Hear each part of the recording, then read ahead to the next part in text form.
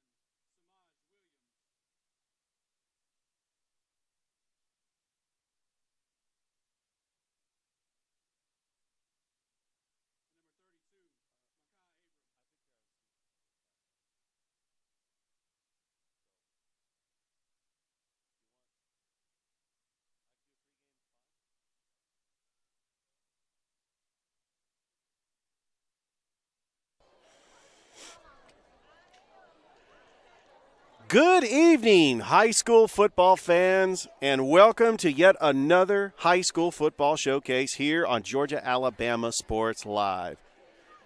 We have a good one tonight.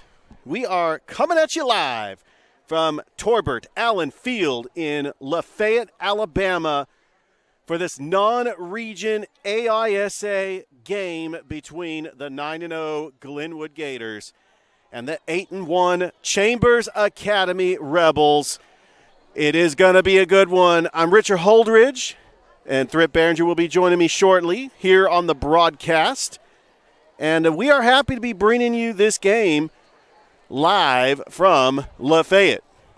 I also want to remind everybody that you can catch a live stream of this game at Happy Hour Bar and Grill, one of our sponsors. And so a big shout out to Happy Hour, who's watching us tonight. As right now, they're having the coin toss. Academy Rebels have won the toss and were received to open the first half. And the Chambers Academy Rebels will receive first as they have won the toss. Let's talk about this Glenwood Gators team, led by their senior quarterback, Dallas Crow, who has passed for over 1,500 yards this season, 23 touchdowns, 11 rushing touchdowns. He definitely has weapons. He has a talented sophomore, Carter Judah, the leading rusher on this team with 620 yards. Camden White, he is the leading receiver with 6 touchdowns. He's also leading the team in picks. So he plays on both sides of the field, offense and defense, and he's also a ball hawk. As the Glenwood Gators, wearing their all-white, their traditional white road uniforms, the white pants with the white shirt. As right now, we're going to go ahead and take it back for a break, and we'll come back with the kickoff between the Glenwood Gators and the Chambers Academy Rebels right here on Georgia-Alabama Sports Live. You don't want to go anywhere.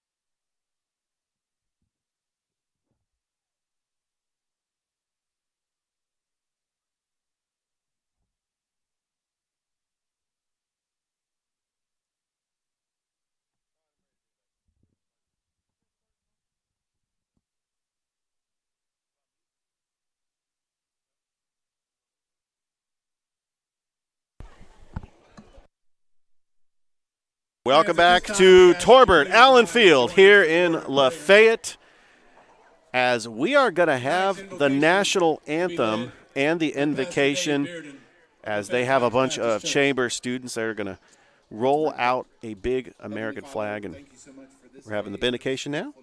Where we can come out and enjoy watching these young men play this game of football. Lord, we lift up both teams to you tonight, both Chambers and Glenwood. We pray that they would play with great effort, and pray as well that they would play with great sportsmanship, and that you might protect them from injury. Lord, we pray that as fans that we would cheer these young men on and that we would support them. We're grateful for the gifts and abilities that you've given them. We're also grateful for the coaches and the administrators and all the support that you have surrounded them with to help them not just be able to play this game, but also develop into young men. And so we pray for this night. We pray that you would be honored through it. And it is in the name of your son, Jesus, our Savior, that we pray. Amen. Tonight's flag is presented by Woodman Life. Woodman Life is a not-for-profit life insurance company that has been protecting the financial future of families, making a difference in hometowns across America, and honoring our country since 1890. Woodman Life values our American freedoms and patriotism. They believe it is important to honor those who have given so much so that we can enjoy our freedom every day. At this time, please give a big round of applause for all military personnel, veterans, and first responders.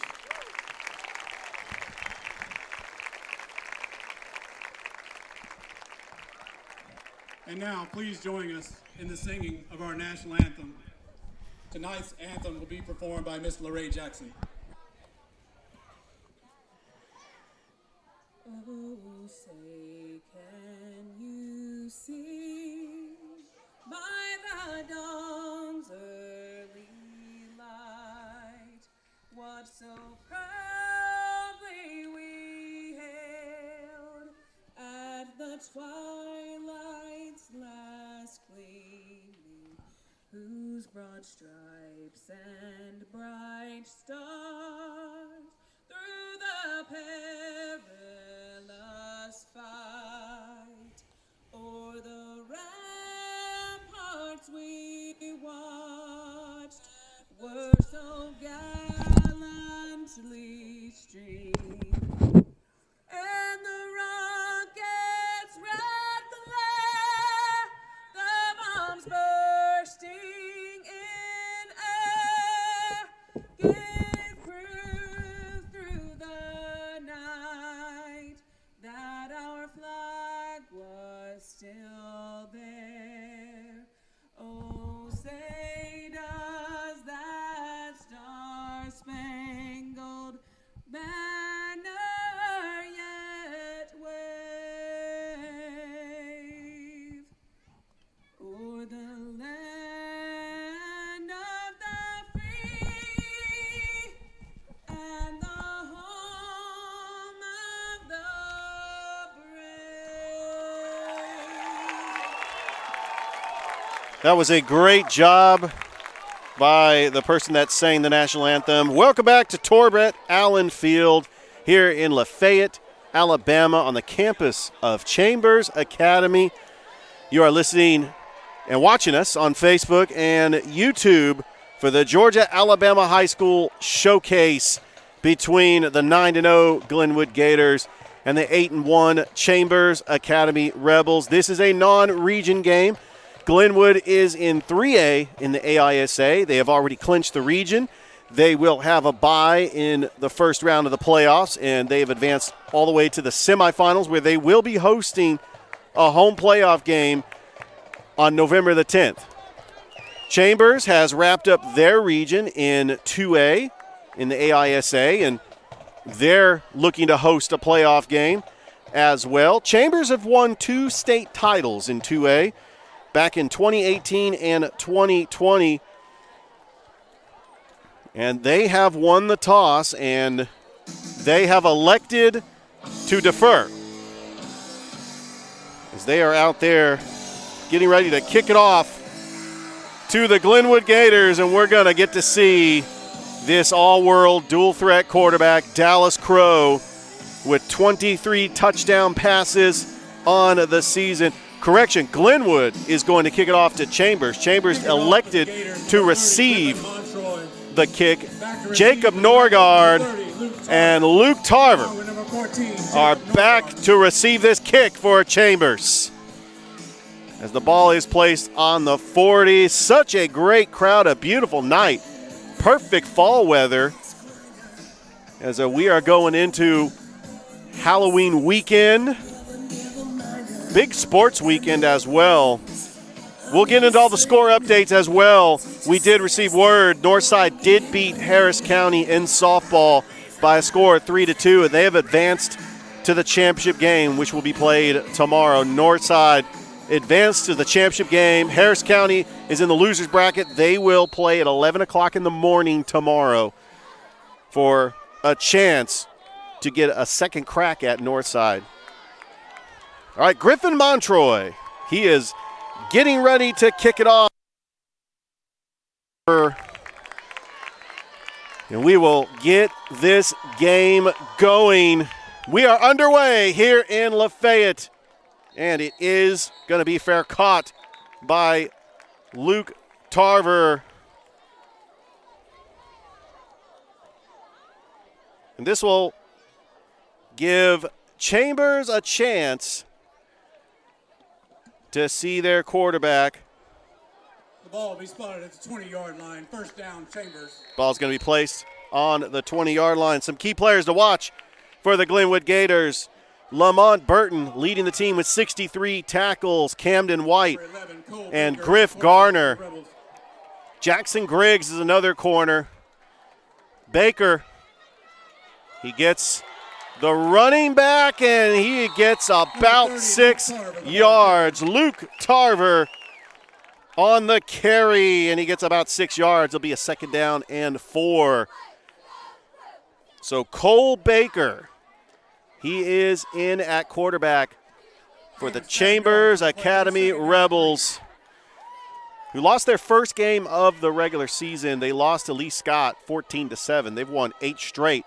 As a quarterback keeper by Baker, and he is going nowhere. Ball carrier.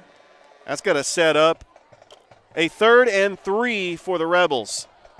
Rebels are in their all blue uniforms with the white lettering and blue pants. And right below us, there is just a huge crowd. I mean, we have that small town feeling like in Woodbury where we were a couple months ago. The handoff is to Tarver. Tarver gets a block. Tarver, he's still on his feet. He's breaking the tackles. And they finally bring him down at a big first down for Chambers. And that fires up the Chambers bench.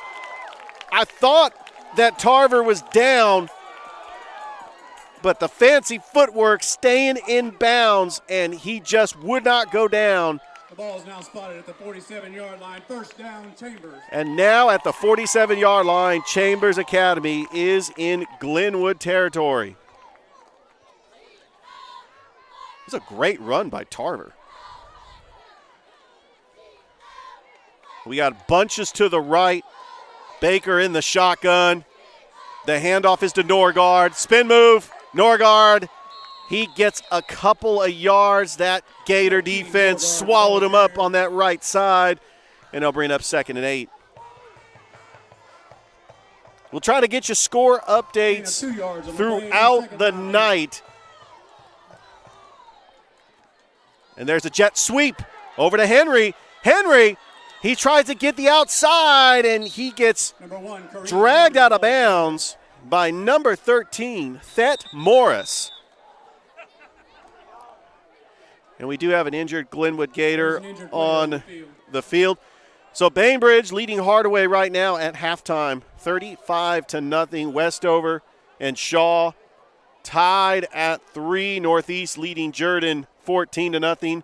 Northside leading McIntosh 7-3. Remember, if Northside wins that game, Harris County will win the region.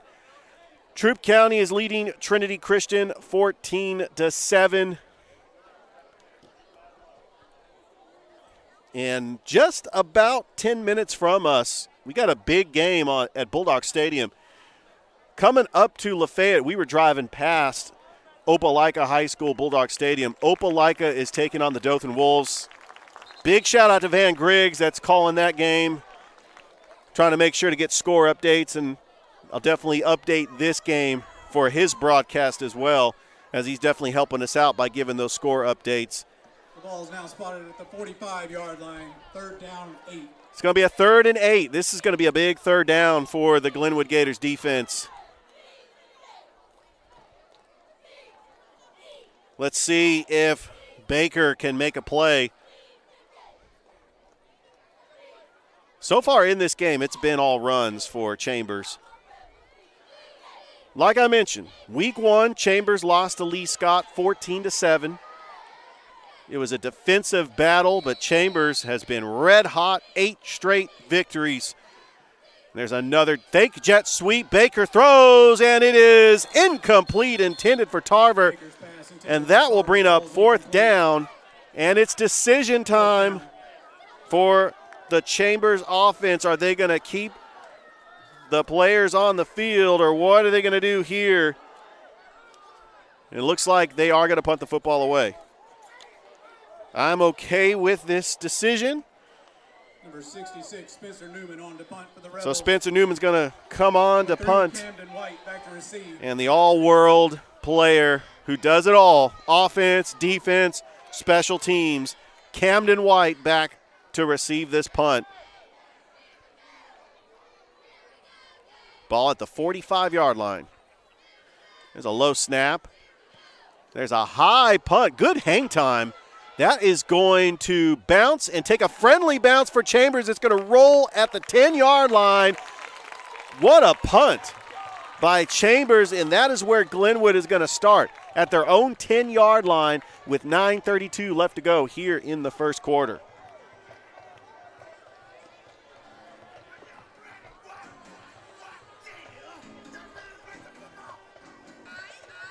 The ball was down at the 10-yard line. It'll be first down, Glenwood.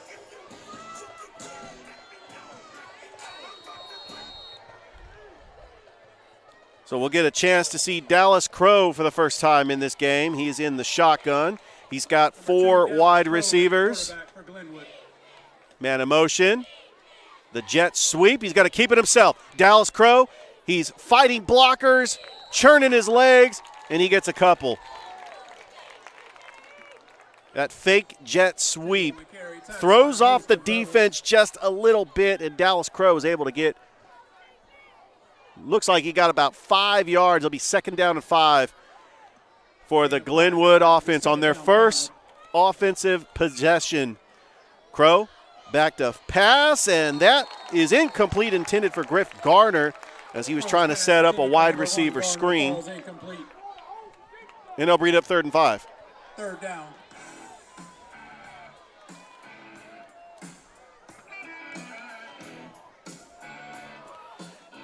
Got an update. Dothan is leading Opelika 7-0 there in the first quarter. A big shout out to Philip Jordan for that update. That's a pre-snap whistle. It's going to back Glenwood up 5 yards, and it's going to make this third down even more difficult. It's going to be a 3rd and 10. False start is called against Glenwood. After the mark off, it'll be 3rd down 10. So what is Dallas Crow going to do as far as a play call? Crow's got 4 wide receivers. He's got 1 running back behind him. Crow back to pass.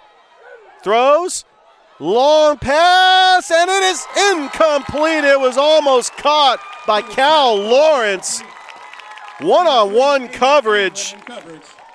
It was a good throw. It was right on target, but just out of the fingertips of Cal Lawrence, and Glenwood will punt the football away. Chambers with a quick 3 and out, and now they are going to have great field position on this punt. Corrine Henry is going to be at the 50 to receive this punt. Back to punt for the Gators. 1, Corrine Henry back to receive for the Rebels. There's a line drive punt right to Henry. He takes a bounce, and he's just going to let it go. It is going to bounce all the way to the 39-yard line. What a great punt.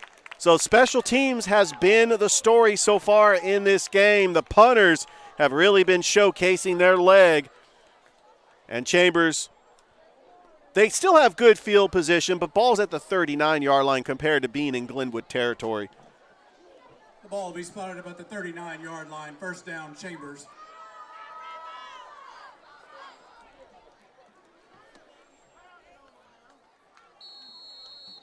Chambers did pick up a first down on their first possession. They had it all the way in Glenwood territory, but they were not able to capitalize. Baker. There's a handoff to Tarver, and he's going nowhere. Loss on the play, and a big tackle on the play. 30, Tarver, the ball carrier. By number 47, Markel Robinson. Number 47 and 34 on the tackle. Also assisting on that tackle was Trent Gilliand. It's going to be a loss of 4. It's going to be a second down and 14.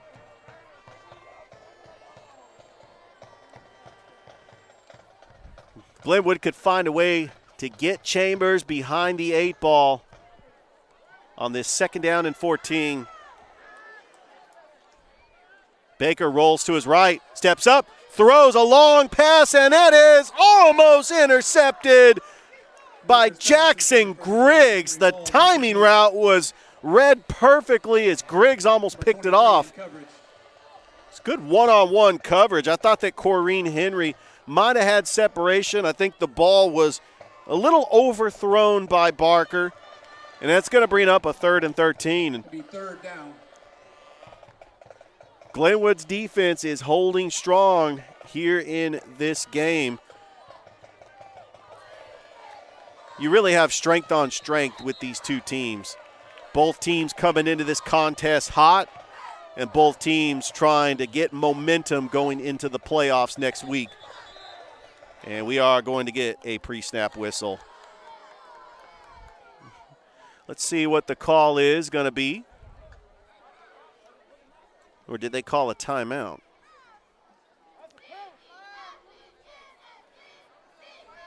Bainbridge is leading Hardaway at halftime 35-0. Westover and Shaw all tied at 3 apiece.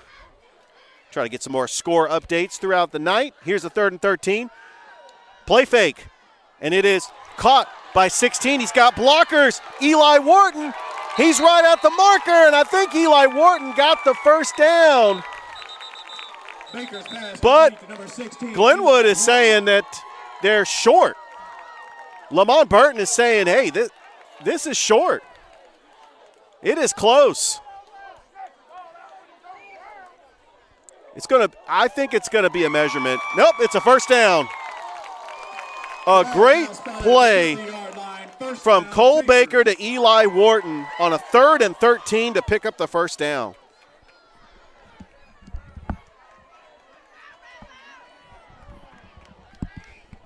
Ball at the 50. Trips to the near side, and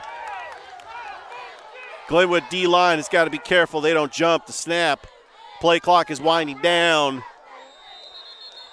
and Chambers will have to call a timeout. Timeout, Chambers.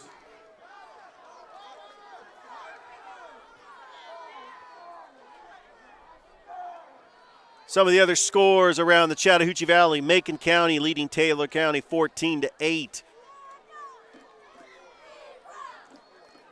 Kendrick is on the road in Macon taking on Rutland, trying to get a score update for that game.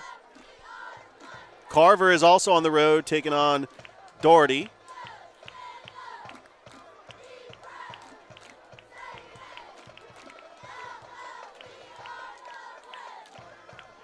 We got Brookstone taking on Strong Rock Christian. We'll try to get a score update for that one as well.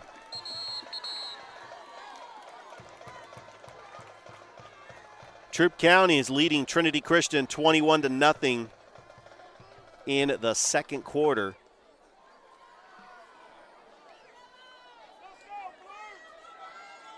LaGrange is also in action tonight. We'll try to get an update for that one. First down and 10. Ball at the 50-yard line for Baker and the Rebels offense. Baker, handoff to Tarver. Tarver gets a block, moves to the left, and he gets taken down by Burton for about a gain of 4. As Luke Tarver, pretty special running back for Chambers Academy, who's taken over the realms for the all-world running back last year, Braxton Yurda, who rushed for 1,000 yards. Tarver's got a blocker. Tarver misses a tackle. He's right at the marker, and it looks like Chambers will get another first down as they are moving the chains on this drive.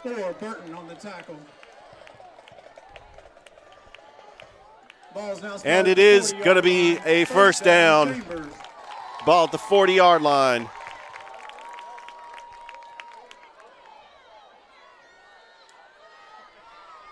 Chambers, a bunch, fake jet sweep, and a good tackle on the play as Tarver going nowhere.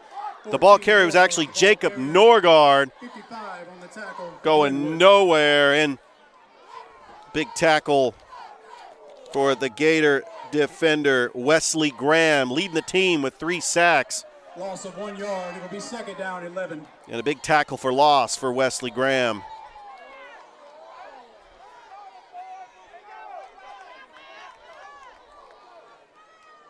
Baker in the shotgun. Second down, 11. Play fake.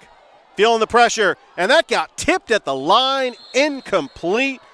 Pass ball is incomplete. Looked like Wesley Graham put his fingertips up and Third down. got a tip. That D-line just getting athletic, putting their hands in the air, making sure they get tip passes, disrupting the quarterback's timing. And now it's going to be set up for a third down and 11, and wondering if this is going to be four down territory for the Rebels.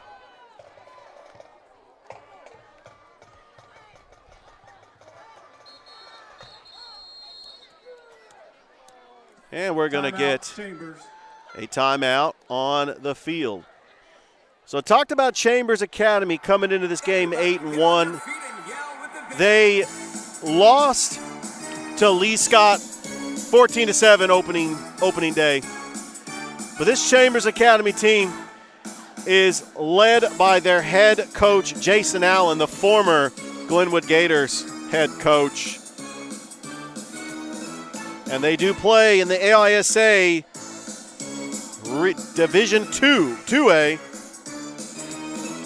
But the question comes up, could this possibly be the last time these two teams face, as the Glenwood Gators will make the transition to the AHSAA next season?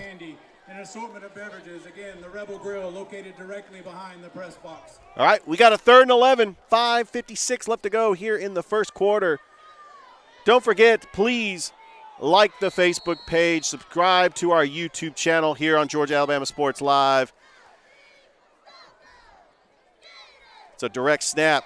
Tarver, the handoff to Hewitt, and Hewitt gets taken down for a big loss by number 34, Trent Gillian. And that will bring up fourth down, but there is a flag on the play. There is a flag on the play. Let's see what the call is going to be here.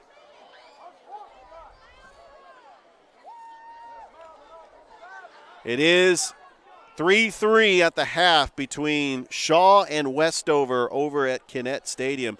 We are live here in LaFayette, Alabama. It's about an hour outside of Columbus. Going up 4:31 past Opelika. The call is holding against Chambers.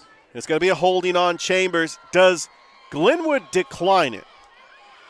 Because if they accept it, it will bring them back even further, making this a little bit more difficult, and it might get them out of where they could go for it. I don't know. I would decline it and make it be a 4th and 11 rather than a 3rd and 21. Decision time Was declined. It'll be fourth down. for the Glenwood Gators, and they do decline it. And Camden White is back to receive this punt by number 56, Kent Nelson. Spencer Newman on to punt for the Rebels. Spencer Newman, rather, White back to receive. number 66.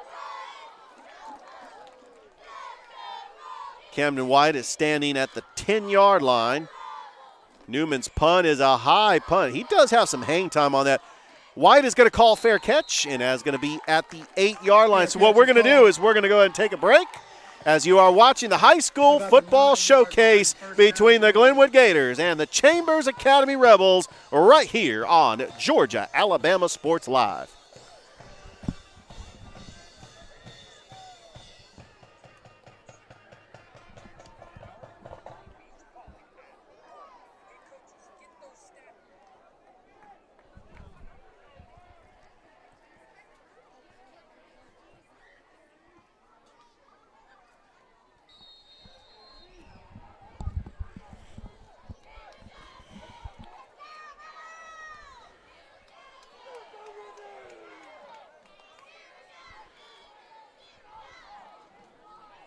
Welcome back to Torbert Allen Field. Ball's at the 8-yard line. There's a handoff to White, and White gets taken down for a big loss. Ryan Smith with the tackle for loss. Ball carrier.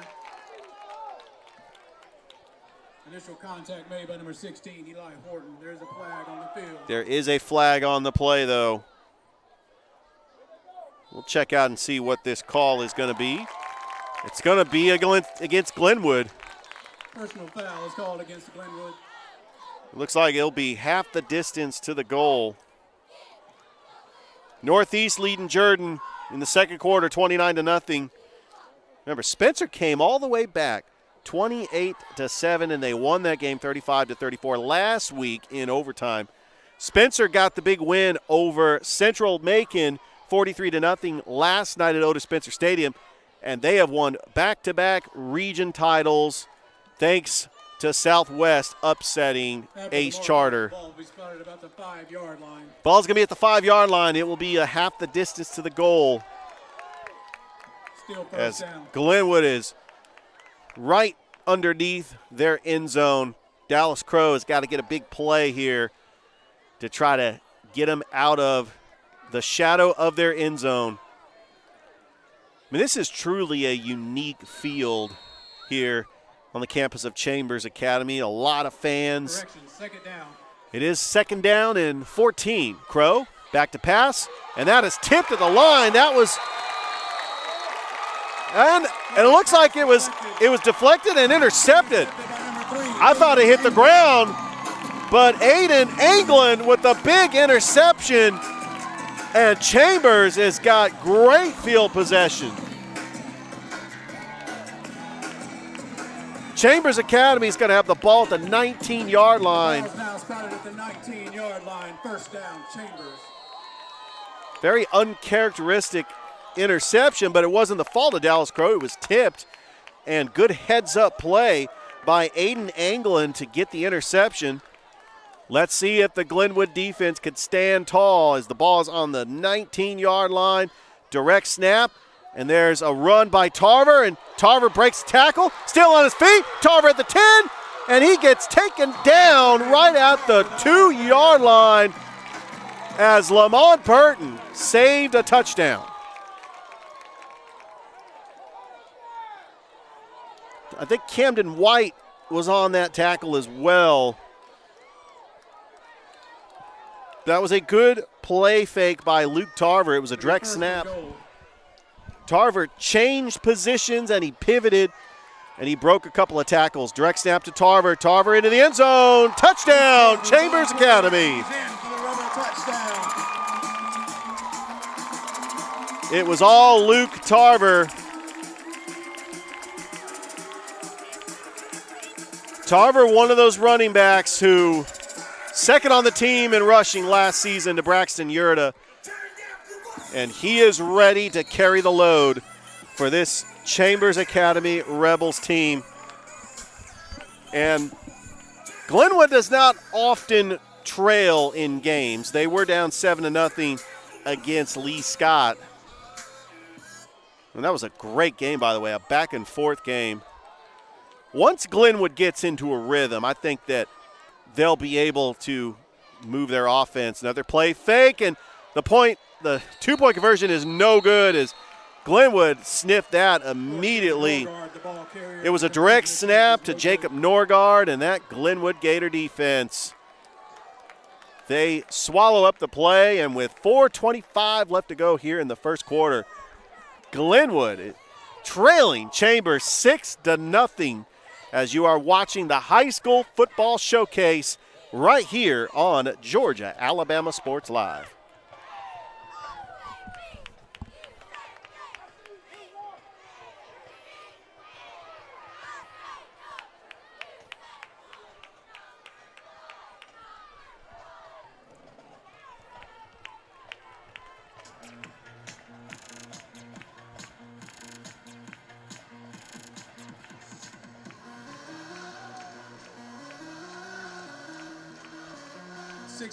Newman to kick off for the Rebels.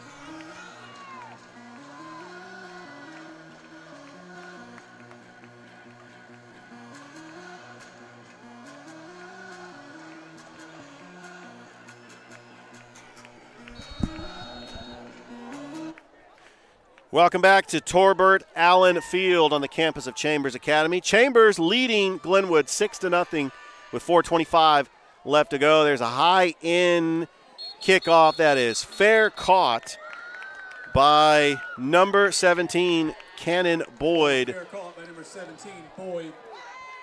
And so this Glenwood Gators offense, they're trailing 6-0 in this game. Let's see Dallas Crow going to work. And what play call does Coach Ryan Nelson have? A little bit about this coaching staff for the Glenwood Gators, led by their second-year head coach Ryan Nelson. He was an assistant under Coach Jamie DeBose for the Central Red Devils, won a state championship in 2018 as the offensive coordinator. We'll talk about his coordinators in just a bit after this play. Dallas Crow going to keep it himself. Crow gets trucked by number 52, Ryan Ford. If one thing, this Chambers team is coming out, showing that they can be physical. And although this is a non-region game, both teams can compete for a state championship. It's strength on strength. High snap. Crow gets a blocker. He rolls to his right. He gets a block. Still on his feet.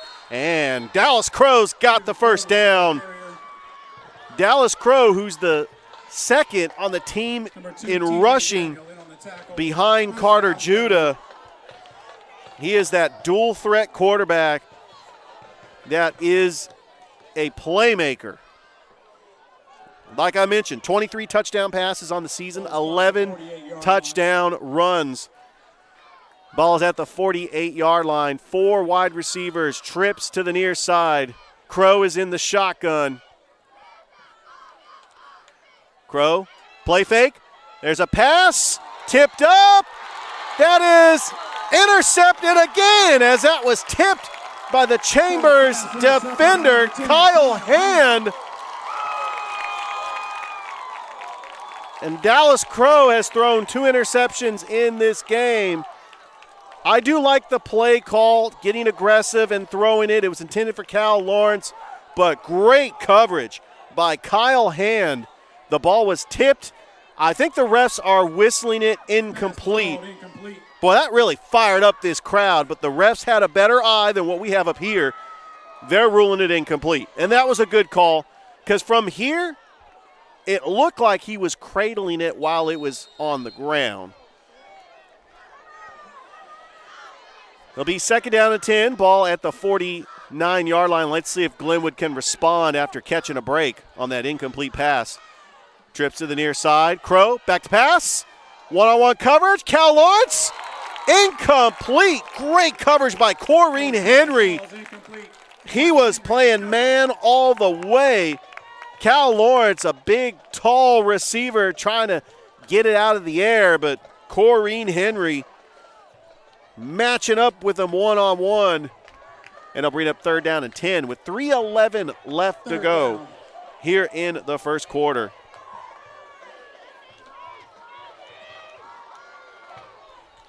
Four wide receivers. Crow's in the shotgun. He's going to roll to his right. Get some blockers. Crow fires it. That is going to be incomplete. It was cradled by Cal Lawrence. He did not make the catch. Might have been a little off target, and Glenwood is going to punt the football away.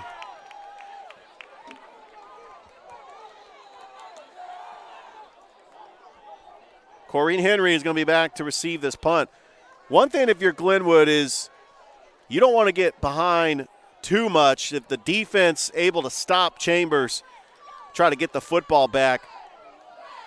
Like how their offense has been moving, but just some incomplete passes, and as that is fair caught by Henry, and that is where Chambers will start with the football at the 15-yard line. Hey, we got a score update with under a minute to go until halftime. The LaGrange Grangers leading Fayette County 21-13. First down, Chambers. Harris County won last night over Drew 32-0, as they are scoreboard watching that Northside McIntosh game, because with the Northside win, Harris County will win the region, and it won't matter what happens next week between Harris County and McIntosh. Cole Baker They hand off to Tarver. Tarver with a nice move, and he gets a block, and Tarver's at the 40. He's at the 50, the 40, the 30, the 20, the 10, and he is right at the 2-yard line. He goes out of bounds. What a run by Luke Tarver. He's a hard running back to stop. When he's open in space, he can take it to the house, and he almost did. Glenwood saved a touchdown here, and now Glenwood defense is going to have to stand tall. Need a goal line stance here on this 1st and goal.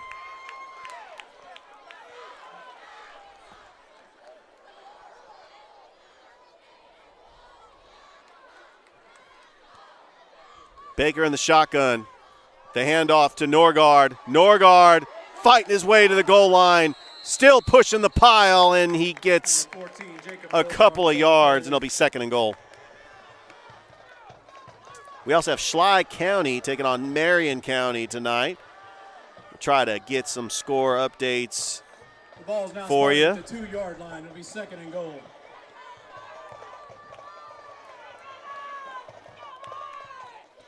Second down and goal with 2:11 left to go here in the 1st quarter.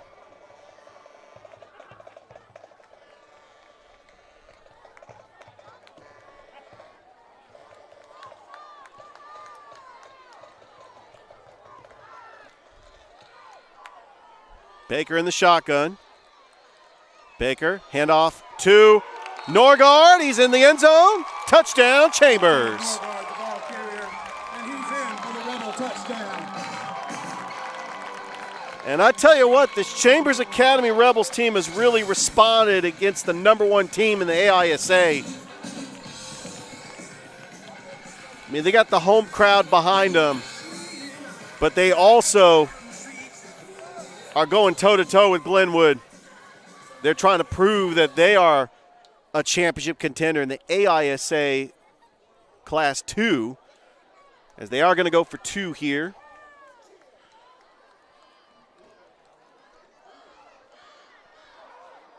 Luke Tarver with the direct snap. He's going to take it himself. He gets a block. Tarver right in the middle. 2-point try is good. And with 1:46 left to go here in the 1st quarter, Chambers Academy is leading Glenwood 14-0. We'll be right back as you are watching the high school football showcase right here on Georgia-Alabama Sports Live.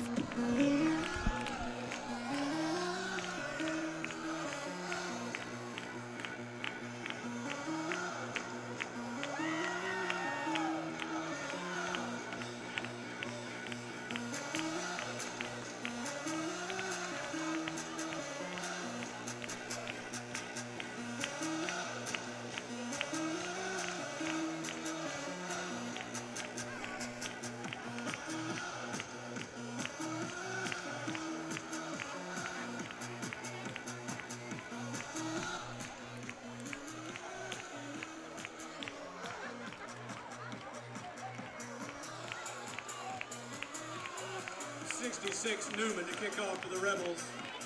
Number 87 and number 23 back to receive for Glenwood.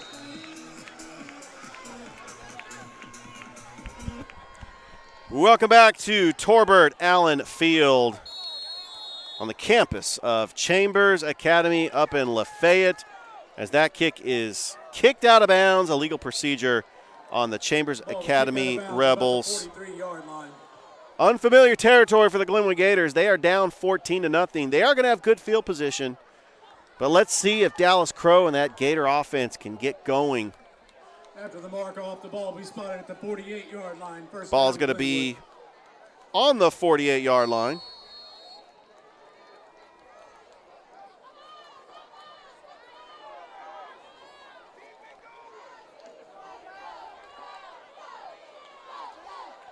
And Dallas Crow is going to go to work. He's in the shotgun, 4 wide receivers.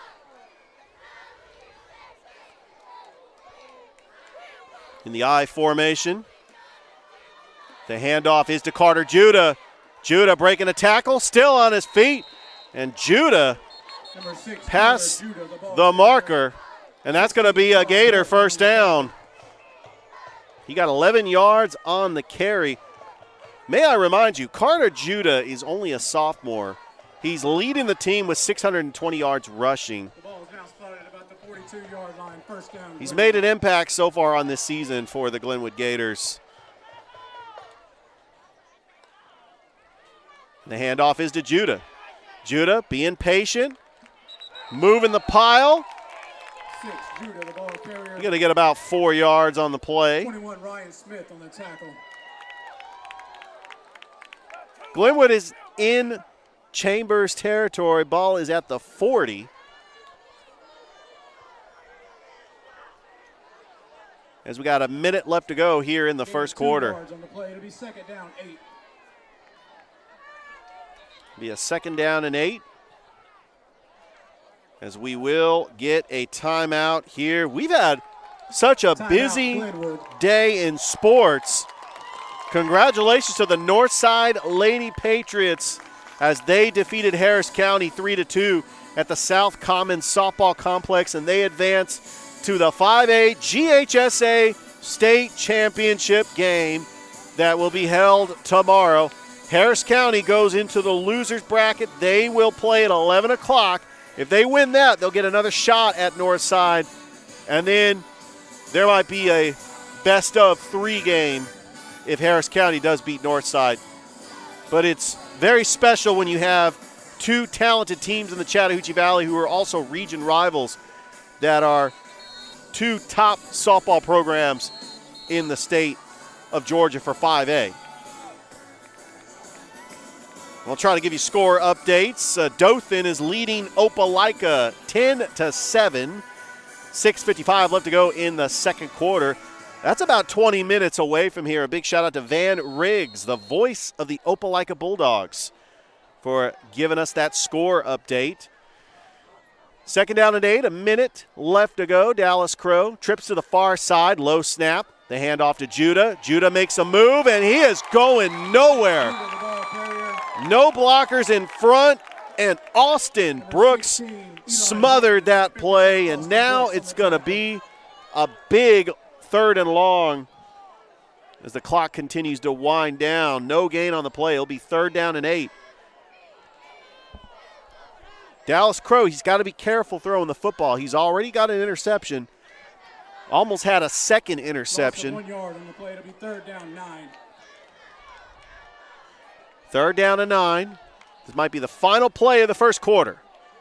Crow back to pass. Crow's going to take it himself. He's got an open lane. Crow makes a man miss. Spin move. Still on his feet. Crow's at the 30. He gets blockers. He's at the 20. He gets taken down at the 13-yard line. And that is why Dallas Crow is a playmaker for this Glenwood Gators team. Good coverage by Chambers. He found a hole.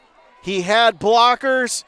And Dallas Crow took off a big first down as the clock continues to wind, and they do get a playoff as Carter Judah. What a tackle. Great tackle by Eli Wharton. And that is the final play of the first quarter, but it's been Chambers Academy with 2 touchdowns. They lead Glenwood 14-0, but Glenwood's knocking on the doorsteps of that end zone as you are watching the high school football showcase right here on Georgia Alabama Sports Live.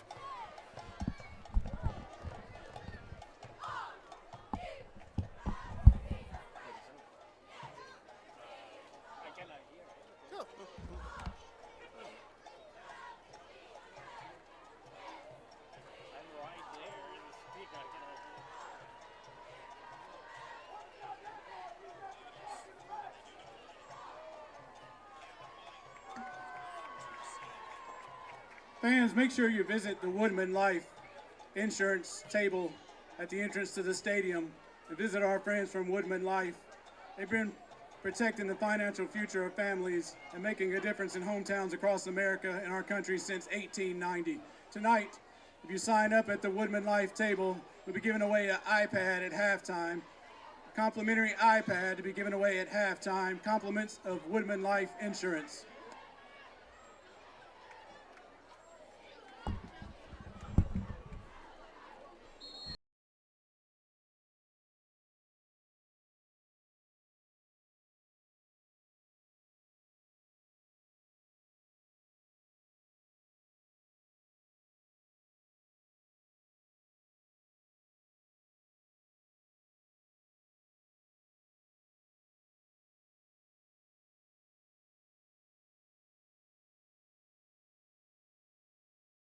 second quarter here at Torbert Allen Field. Glenwood driving. Dallas Crow thought about throwing it. He's going to throw it to his wide receiver, Griff Garner.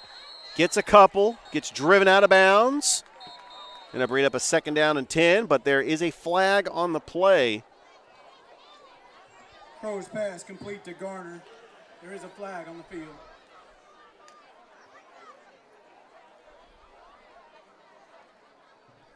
Let's see what the call is going to be.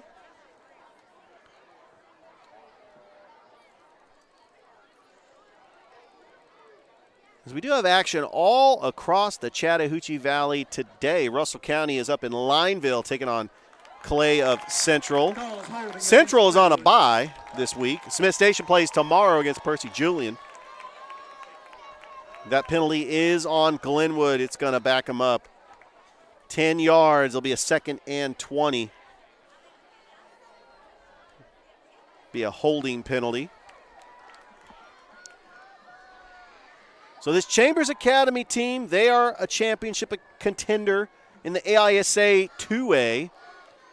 They will be hosting a playoff game, and hopefully they can make a deep run in their playoffs. As these two teams are both non-region opponents, but private schools in the Chattahoochee Valley.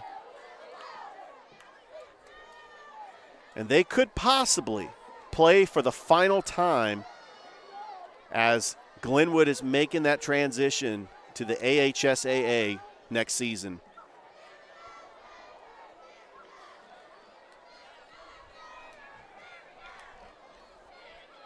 Looked like it was a spot foul, so instead of a 2nd and 20, it will be a 2nd and 11. The penalty happened at the point of the foul.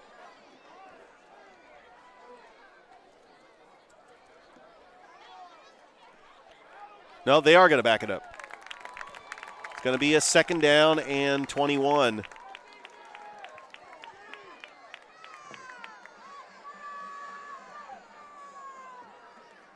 So Chambers Academy out of LaFayette, Alabama. They opened up the season with Lee Scott Academy. They only lost to them 14-7. But they have won 8 straight, as this is a battle between two powerhouses in the AISA. The undefeated Glenwood Gators and the 8-1 Chambers Academy Rebels. Looking at some scores, Shaw is leading Westover 10-3 in the third quarter. Both teams are 4-5 as Shaw is trying to get to 500. Bainbridge is leading Hardaway 42-0. Northeast leading Jordan 42-0. We're at halftime. Northside is leading McIntosh. I know that Harris County, who played yesterday, is watching that game with vast interest, because if Northside defeats McIntosh, Harris County will win the region title for the first time since 2014, as they have won last night over Drew 32-0. They are 8-1 on the season. We got a big one next week at the county between Harris County and McIntosh. A big shout out to Rick Beach from Kutsu Sports for giving updates for all the Harris County athletics, including softball. They will be back at it at 11 o'clock in the morning tomorrow. All right, 2nd down and 20. Ball is at the 23-yard line. Crow, pump fake, throws, and that is right at the defender, and he picks it off. Aiden Anglin, and it's a touchback. We do have a flag, and looked like the receiver might have misread the route. But Aiden Anglin, his 2nd interception of the game, and Dallas Crow's 2nd interception of the game as well.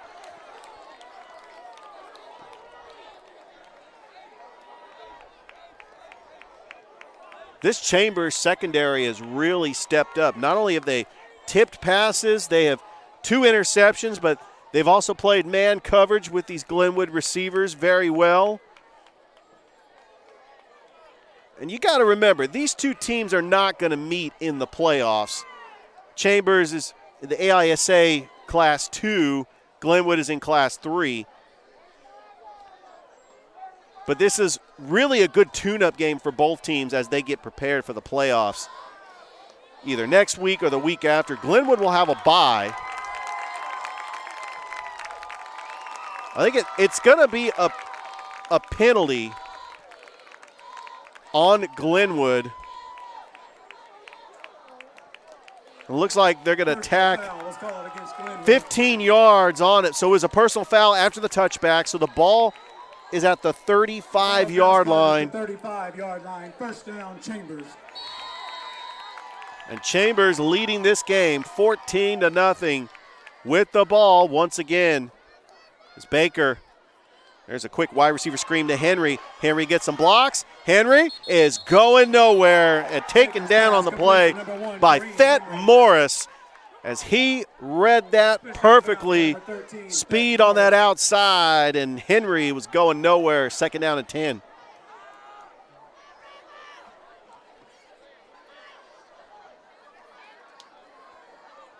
Gain of 1 yard on the play. It'll be second down, 9. He did get 1 yard on the play, so we'll be second and 9. 11-14 left to go here in the first half. Ball's at the 36-yard line. Baker in the shotgun, 4 wide receivers. The handoff to Tarver. 30, Tarver, the ball. And Tarver gets a couple of yards. Tarver had the big run in that first quarter that set up the touchdown for Glenwood. Tarver with a rushing touchdown, and Jacob Norgard with a touchdown as well. As Chambers Academy, they have won 8 straight games. Remember, this team finished 8-4 last year. They lost to Clark Prep 24-21 in the playoffs, the semifinals of the 2A playoffs. There's a jet sweep, fake jet sweep, and Tarver gets some blockers, and he dives for the first down. He could have got a lot more yards if he didn't slip on the field. But Chambers is continuing to move the football on this Glenwood defense. As the ball is on the 47-yard line.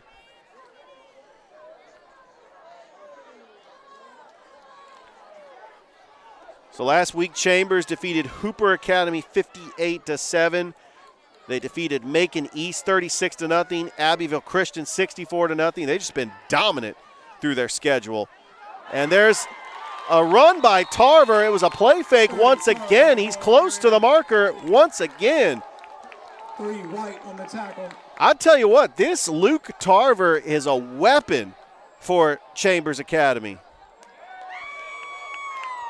When you have a good running back that can ground and pound, that bell cow running back, that makes all the difference in the world. And he was the backup running back to Braxton Yurda on last year's team. Direct snap.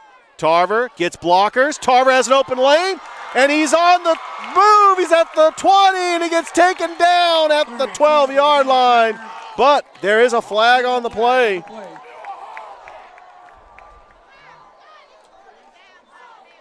Tarver is just a bell cow running back that can find holes, but from the looks of it, it looks like it's on Chambers as they are marching it back.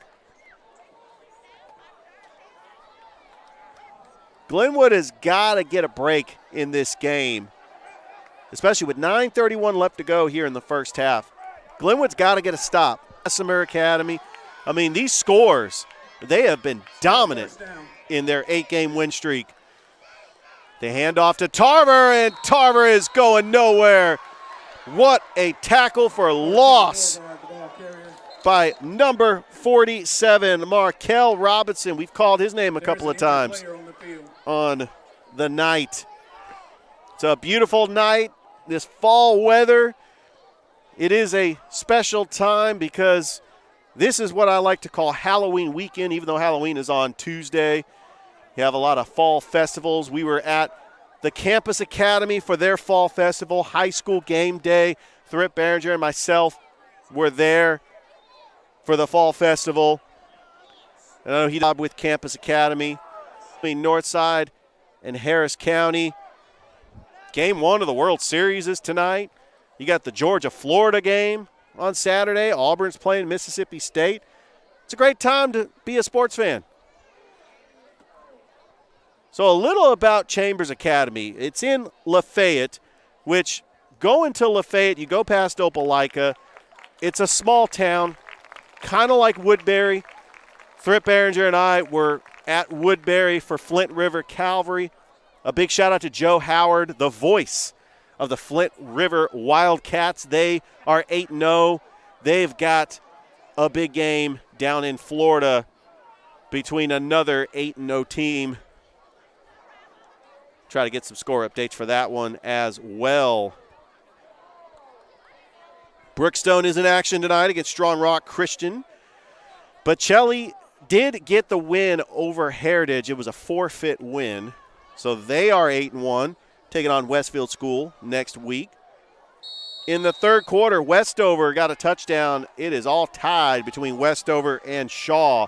That game is being played at Kinnett Stadium. Down at Otis Spencer Stadium, Bainbridge, they defeated Hardaway 42-0. Second and 22.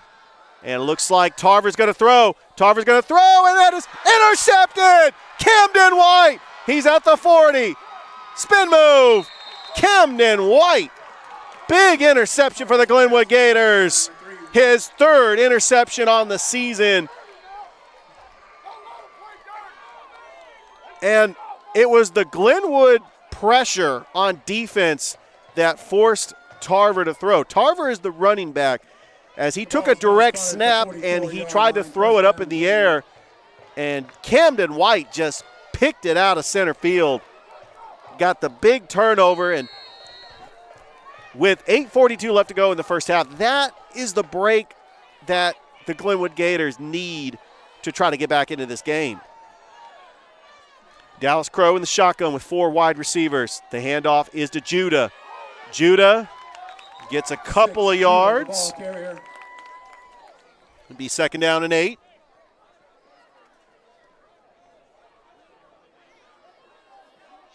Tackled by a host of Rebels.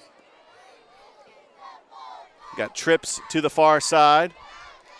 Gain of 3 yards, second down. Dallas Crow, he's passed for over 1,500 yards this season, 23 touchdowns. Play fake, Crow throws right on target to Camden White and a first down. Just playing pitch and catch out there. The wide receiver slant. Faked out the Chambers defense slightly on that play fake. And Glenwood is moving the football. Ball's now spotted about the 44. Glenwood has got to get a score here if they want to get back into this game. A 2-score deficit, you're still in this game because they're going to get the ball to start the second half.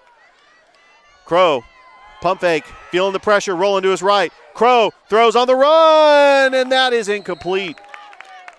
Threw it in dangerous territory because number 3, Aiden Anglin, who already has 2 interceptions today, was going for that pick. Crow's pass intended for 18. Lawrence falls incomplete. Cal Lawrence was the intended receiver on the play. Second down. Second down and 10. And Crow, direct quarterback keeper. Crow close to the marker, and we got a late flag coming in Flag on the play. as Dallas Crow decided to take it himself. And let's see what the penalty is going to be. It's going to be a hold on Glenwood. Holding against Glenwood. So it's going to back him up 10 yards.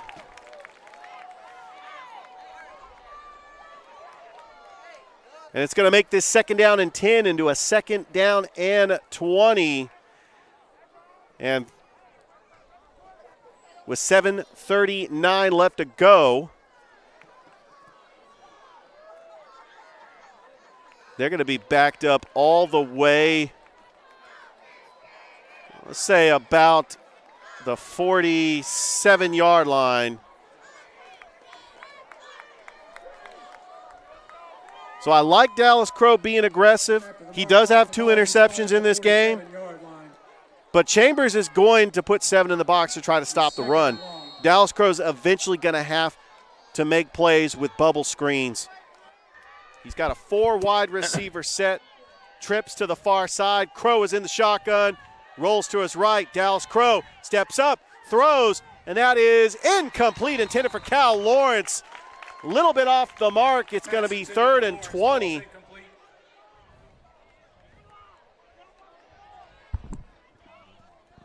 Third down. Ladies and gentlemen, Thrift Barringer join the broadcast Finally booth. in the building. So glad to see you. If everything could go wrong on my way up here, it almost did. I was doing the Fall Festival at the Campus Academy. That's where we did our high school game day. Then on the way here, I'm trying to make it right before game time, and, of course, everything that could go wrong does. But I'm glad to be here. And we got a good one, Richard. You've done a great job. It's 14-0. Crow has the ball. Crow rolling. Now he's going to take off and run, and he's got blockers in front. He's got enough room if he can make a man miss, and good tackle.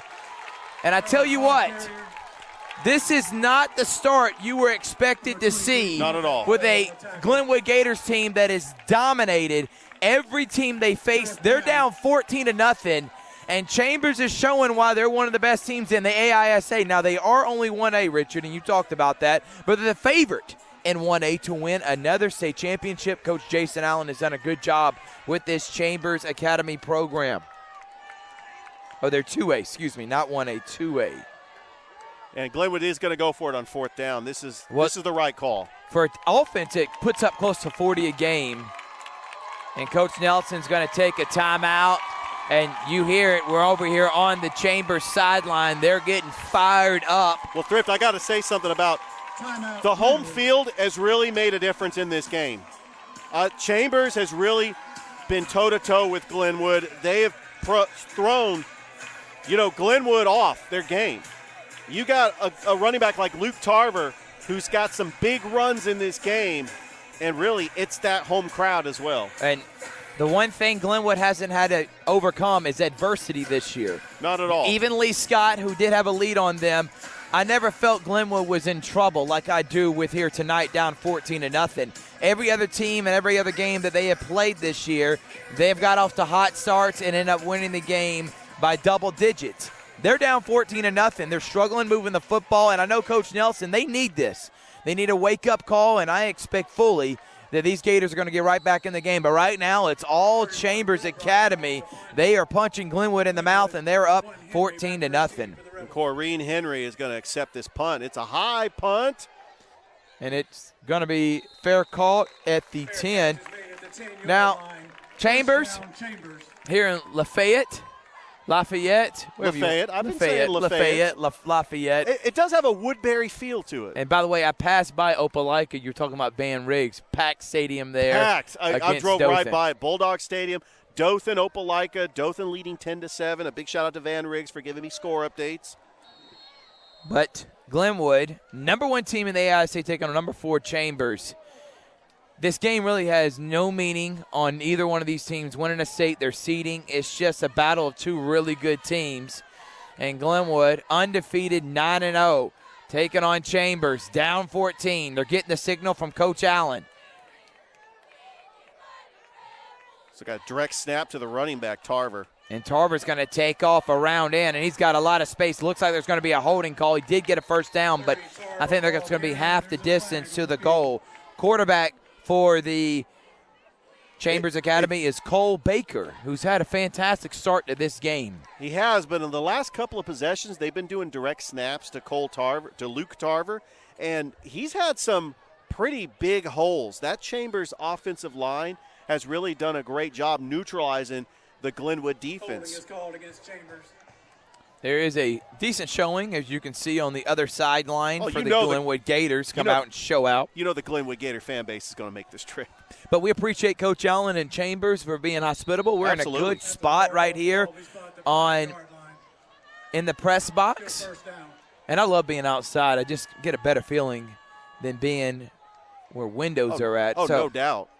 You get a feel for the game, and you could hear that crowd and that atmosphere. Direct snap to Tarver again. He's now going to come over to the left side. He gets almost pummeled by Lamont, but Lamont, bad form from someone that is usually one of the best tacklers in the Tri-City area. Tarver doesn't get much of anything, maybe 2 yards. It's going to set up second down at about 14 now. I tell you, if Lamont Burton timed that perfectly, that might have been a safety because he ran sideline to sideline. He caught up with Tarver, but Tarver was able to break through the tackle, and he got back to the original line of scrimmage. It's a second down and 14 now. Go Chambers Academy, as you talked about, Richard, one in 2018, one in 2020. His son, Peyton Allen, was a star quarterback here, phenomenal athlete, won a basketball state championship too. Handoff, and there's been a couple of Glenwood Gators who are sure-handed tacklers that are missing and whiffing right now. That was given to Jacob Norgard, and it's going to set up third down with 5 minutes remaining. Your Glenwood Gators have not scored a touchdown. Georgia Alabama Sports Live YouTube channel and Facebook page. Subscribe to the YouTube if you haven't already. Like us on Facebook. Thank you, Richard, for doing what you do and being a part of our team. Absolutely. And I love being able to call together. Usually we have double headers tonight. No double header. We're back in the booth together. He's going to roll out to the right, and he's going to throw a sidearm pass that is incomplete. And that's going to make it fourth down. So Glenwood looking as a flip field positions. Exactly. Now going to get it maybe inside Chambers territory, and they need some type of momentum. Just not trying to come back in one drive because obviously you can't. You're down 2 touchdowns, but anything that you can get close to a score. I saw Glenwood made a decent drive earlier. Crow made that incredible play right before the end of the first quarter and then just couldn't capitalize. Glenwood has got to score a touchdown here, and they get the ball to start the second half. It's a 2-score deficit, but Glenwood could find a way to get back in this game, and I like the playmaking capabilities of Camden White. He's already got an interception in this game. Camden White is just doing it all for Glenwood. But that kick is away from him, and that's the right decision. Yeah, and it's going to stop right at the 49-yard line. So now, adversity. Glenwood's got punched in the mouth. What are we going to see? We know what Crow can do when he has a lead. We know what Crow can do with a fast start. But now everything's against him. They're struggling offensively, getting any momentum. What does a senior quarterback, a guy that we have talked about so highly, who I believe is going to play at the next level, what can he do here to get his Gators back in it? And they're going to have to rely on number 2 with his arm and legs. Mason McCrane to the near side with Camden White. Judah in the backfield. Snap to Crow. It's going to be a QB keep. Good blocking. He reverses field, makes a man miss. Still on his feet, moving all the way close to a first down, 8 yards. Nice job by Crow making people miss. That was a good balance effort by Dallas Crow to stay on his feet. Got a couple of extra yards, making this second down a little bit easier. Looks like it's going to be a 2nd and 2. That game. Could have won the game. And off to Judah again. That game. Could have won the game. And off to Judah again. Judah pushing the pile and moves it for 5 more yards. I mean, Thrift, I was looking at some of these scores. Beat Macon East 36-0. Abbeville Christian 64-0. Bessemer Academy 45-10. Unbelievable. They beat Heritage in week 2 by 38-6. So they are really in first place. Edgewood is in second place in their region. Yep. It looks like they're going to host a playoff game and then could make a deep state title run. Crow trying to have some blockers.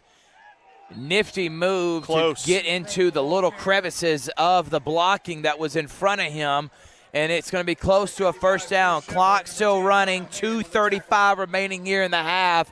Glenwood down 14-0. Looks like they're going to give him the first down. So they are going to give him the first down. Trips to the far side. McCrane one-on-one. And they're going to hand it off to Judah. Judah, good tackling from Chambers. He may even lost a yard. But I expect fully You keep jabbing in, then you go for the home run. We've seen that a lot with the big plays. They haven't had any here today, but it's hard to bottle up this Glenwood offense. And again, as bad as it looks right now, down 14-0, they're one score away from being right back in this game. And then you know how quick strike this offense can go. Oh, absolutely. And Crow's going to throw a low pass. He tried to do his own read. He didn't have enough time. Number 52 for Ryan Ford of Chambers, able to get pressure on him. If he wasn't there, Crow would have had enough time to plant his foot and maybe got an open pass to McCrane. But it's going to set up now, 3rd down and long. This is where Glenwood has struggled today. This is 4-down territory for the Glenwood Gators with 1:47 left until halftime. They have got to get a score here. Field goals are not an option. No, even though they got a good field goal kicker, but they do. Griffin Montroy is one of the best. Judah out of the backfield. He's got a man open. There's Mason McCrane, and there's the touchdown we were just talking about. And you see the Glenwood sideline fired up. You see Coach Ryan Nelson high-stepping.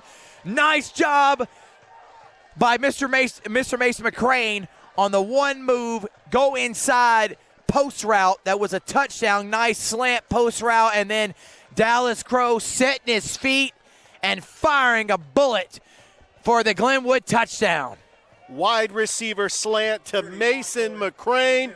Dallas Crow with his 24th touchdown pass of the season. And that is how you get back into the ball game. Extra point, and there is a flag. Would have been good if it was not. And let me tell you something about this kicker for Glenwood. He has been on the Glenwood Gators Coaches Show. By the way, you can catch that at Mike and Ed's Barbecue every Monday. However, they're not going to have a show this week because of the bye. And speaking of which, thank you to our sponsors, Mike and Ed's Barbecue, Happy Hour Bar and Grill. We're live right now at Happy Hour Bar and Grill. Thank you to Matt Call. Shane Reagan, former Glenwood alum. Guy that I've gotten to know over these past few months. I appreciate him and his work. Shane Reagan and the Reagan Insurance, one of the top insurance. You can find them right off of Manchester Expressway or near Manchester Expressway. I can't think of the road that is on, that it crosses. Field goals, extra point is up, extra point is good, and the Gators answer now 14-7. Also, thank you to Zaxby's, Judson Humphreys, Zaxby's. Football's still going. You're going to need a feed? Of course. How about just having a party in general? Who do you need? You need someone to cater? Zaxby's is it for you. Carol Purdue. Her daughter Elizabeth Purdue was one of the best basketball players, softball players to ever come through Glenwood. Played at CSU, phenomenal athlete. She is sponsoring with us. She's one of the top insurance agencies in Phoenix City. Carol Purdue, Alex Quinney, Allstate Agency, another supporter. Thank you so much. Sports Visions, thank you to DJ Jones. We have our Sports Visions radio show every Monday and Thursday, 4 to 6 p.m. 92.1 Smooth R&B, Barringer Construction. For all your home remodeling needs in the Tri-City area, call Glenn Barringer at 706-249-1099. And I know I'm probably missing a few more, like Alliance Specialty Contractors. We appreciate them and their hard work. Also, by the way, Westover is now taking over. They're up by 14. Northeast is handling business against Jordan, and Northside is beating McIntosh 7-3. Let's go, Patriots. Harris County is watching that game thinking, let's go, Patriots. And this one looks like it's going to go into the end zone for a touchback. Thrift, you realize that's like a Yankees fan cheering for the Red Sox. Well, maybe not in that, but you got a Harris County fan that has to cheer for Northside? So 1:39 remaining, and Glenwood needs a big stop right here. Speaking of which, Thrift, Northside defeated Harris County in softball, so they advanced to the championship. Yep. Harris County will play in the elimination bracket. So they could be playing again. They could play again. Tomorrow. They play at 11 o'clock in the morning. Harris County is in the elimination bracket. If they win, they play Northside again, and they have a chance to try to beat them twice. It's going to be tough, but Northside advances to the championship. All right. So now Glenwood feels like they got the momentum back on their side, but a huge hole for running back Tarver, who's still running, still on his feet, and gets a first down. Luke Tarver is a bell cow running back, taking over for Braxton Yurda from last year, who rushed for over 1,000 yards for Chambers. And he reminds me of Matei Yeomans at Harris County. I mean, he is just a workhorse, and that offensive line has really helped with the holes. Shovel pass to number 1, Corrine Henry. Henry gets 5 yards, or maybe even 6, 7 yards, depending on the spot. Chambers got plenty of time to be able to get a score of their own and go right back up to 14. Take away anything that Glenwood thought they had heading into halftime. And why not? Go up tempo. You know that Glenwood's going to get the ball to start the second half. Try to see if you can put up another score before halftime. I got to say, Thrift, I'm impressed with this crowd. This is just an incredible crowd here. This is Friday night and in LaFayette. Rural Alabama, no doubt about it. Hand off to Tarver. Tarver's got a lot of room, but a big tackle from Lamont Burton. But it looks like it is going to be enough for a Chambers first down. Still, it was a great tackle by Lamont Burton. He's the leading tackler. Especially with the blocking and the space that he had. He could have broke that one free. So the clock's still going to run once the chains are set. And they're not worried about the first down. They're worried about keeping Chambers out of the end zone. So that was a great play by Tarver. And there goes Tarver again. Tarver gets another 6 yards. That defensive line that usually dominates right now, having a tough time. Oh, they're on their heels. Pushing that. And now the up-tempo, this is where you can start wearing out a tired defense. Quarterback is going to throw high. And there's pass interference. Now, I'm going to say this. He did hit him in the back. He did, but it looks like he was going for the ball. But it looked uncatchable. It was way over his head, but if you're Glenwood, you got to be smart right there. You cannot. And also, the referee who threw the flag was right here on the Chambers sideline, so he knew he was about to get an earful. And that happens a lot with referees. If they're on the sideline with the coach where the penalty could have been thrown, they're obviously going to feel obligated to make that throw, especially if they don't want to piss off someone from Chambers. So that's going to be 15 yards. Now they're at the 35, 42.9 seconds remaining. All Glenwood has to do is, even they can give up all the yards they want, as long as they keep it out of the end zone, they're only going to be down by 7 heading into halftime. Tarver in motion. They're going to hand it off to Tarver. It's going to be a quarterback pass. He's going to throw it up. Has a man open and overshoots him about 5 yards. If he had a little bit more air under it, that would have been another Chambers touchdown. Great call by Jason Allen, one of the best offensive minds, not only in the AISA, but in Alabama high school football, period. That was a good pass intended for Tyson Hewitt. But great pass by Tarver, excuse me.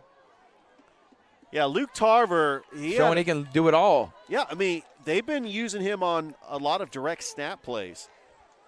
I mean, Cole Baker is the quarterback for Chambers. He does have a bunch formation, though. And wide open in the flats. And there goes Henry. Makes a man miss and bounces out of bounds. And 31 seconds. Great call, great pass.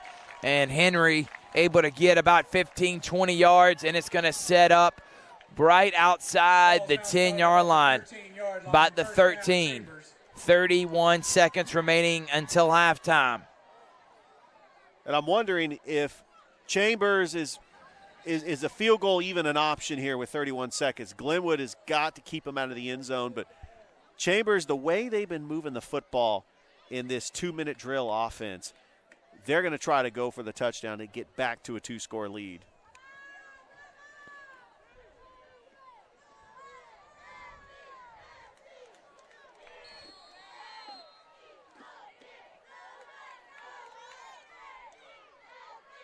He's going to roll back here towards us. Henry on the other side.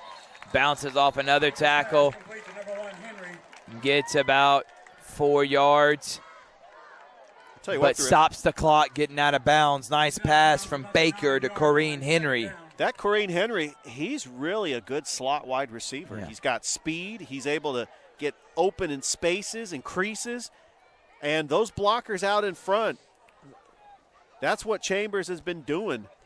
Oh, I love this formation. They have like the complete I formation and the trips go all the way to the right. There's that direct snap. And he's moving the pile. He is. It's close. And they're going to say a Chambers touchdown. What a drive from Chambers Academy. They go right down the field with less than 2 minutes remaining. We do have a couple of injured players. Lamont Burton is one of them, and he's grabbing his knee. We're going to take a quick break. It's Thrift Barringer, Richard Holdrige on Georgia, Alabama Sports Live.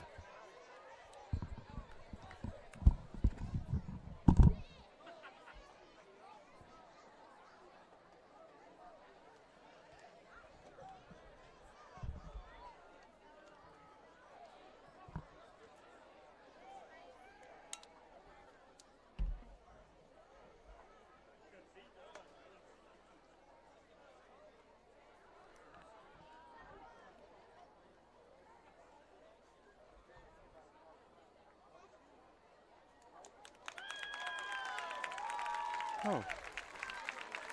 Oh.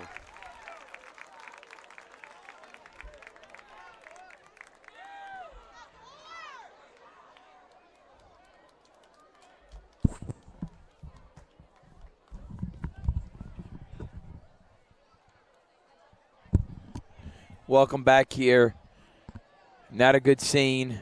We hope he's okay, but the senior leader on the defense, linebacker who's going to Air Force, Lamont Burton III. Looks like he hit knees with a Chambers Academy player who's also getting up a little bit gimpy. And that was number 52, Ryan Ford.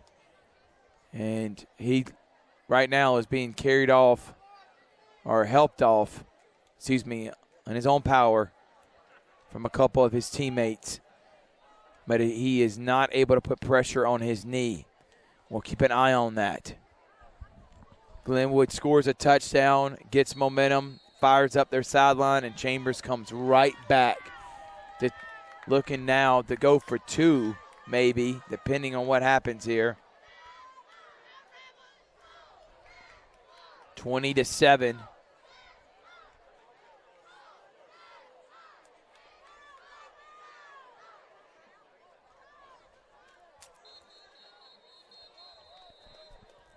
Looks like we're going to get a timeout. Timeout, Chambers. Timeout, Chambers. So, Thrift, like I was mentioning, this is a big sports weekend. We got the Georgia-Florida game. We got game one of the World Series tonight. You got high school football. I mean, we're right here by the PA system. Right here by the PA system, so yeah. I noticed that. We'll try to give you some updates on Diamondbacks are beating the Rangers in the World Series. Try to get you some score updates up and around the Chattahoochee Valley area.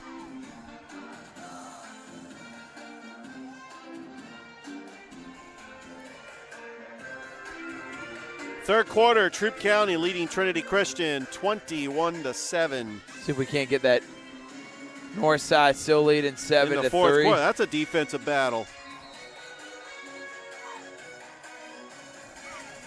Bainbridge defeated Hardaway 42-0. Westover leading Shaw in the fourth quarter 24-10. Northeast leading Jordan 49-0 in the fourth quarter. Central of Clay County leading Russell County 27-0.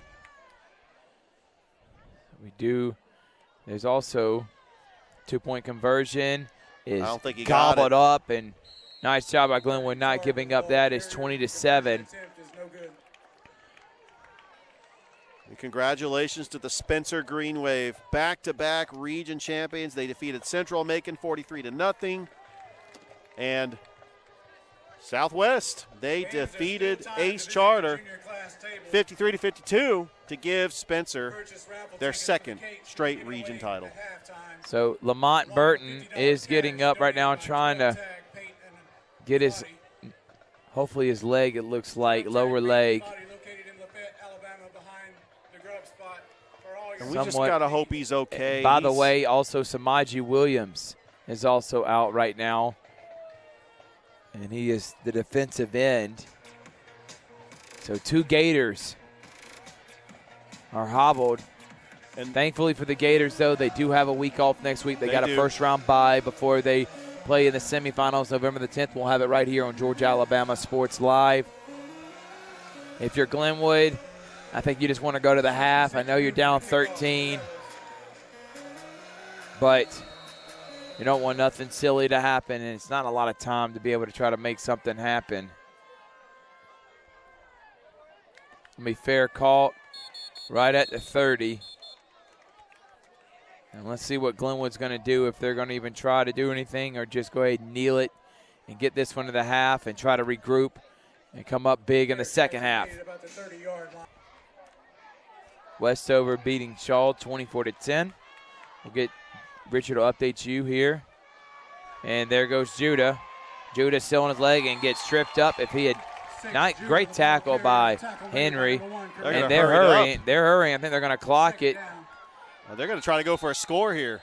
With 10 seconds, if they get it close to maybe the 35, I think that's enough room. Griffin Montroy's got the leg for a field goal. Either a field goal or maybe a deep shot towards the end zone. And with a guy like McCrane who can go up and get it with the best of them, and that may not be a bad idea. Not at all. The ball is now spotted about the 43-yard line, first down. Hand off to Judah. And Judah still on his feet. Well, he refuses to go down. 6, Judah, the ball carrier. And they're trying to clock it, and they're not going to have enough time. And at the end of the first half, Chambers Academy 20, leading the number 1 Glenwood Gators by 13. We still got a half to go, but Gators got to regroup. It's Thrift, Barringer, Richard Holdrige on Georgia Alabama Sports Live.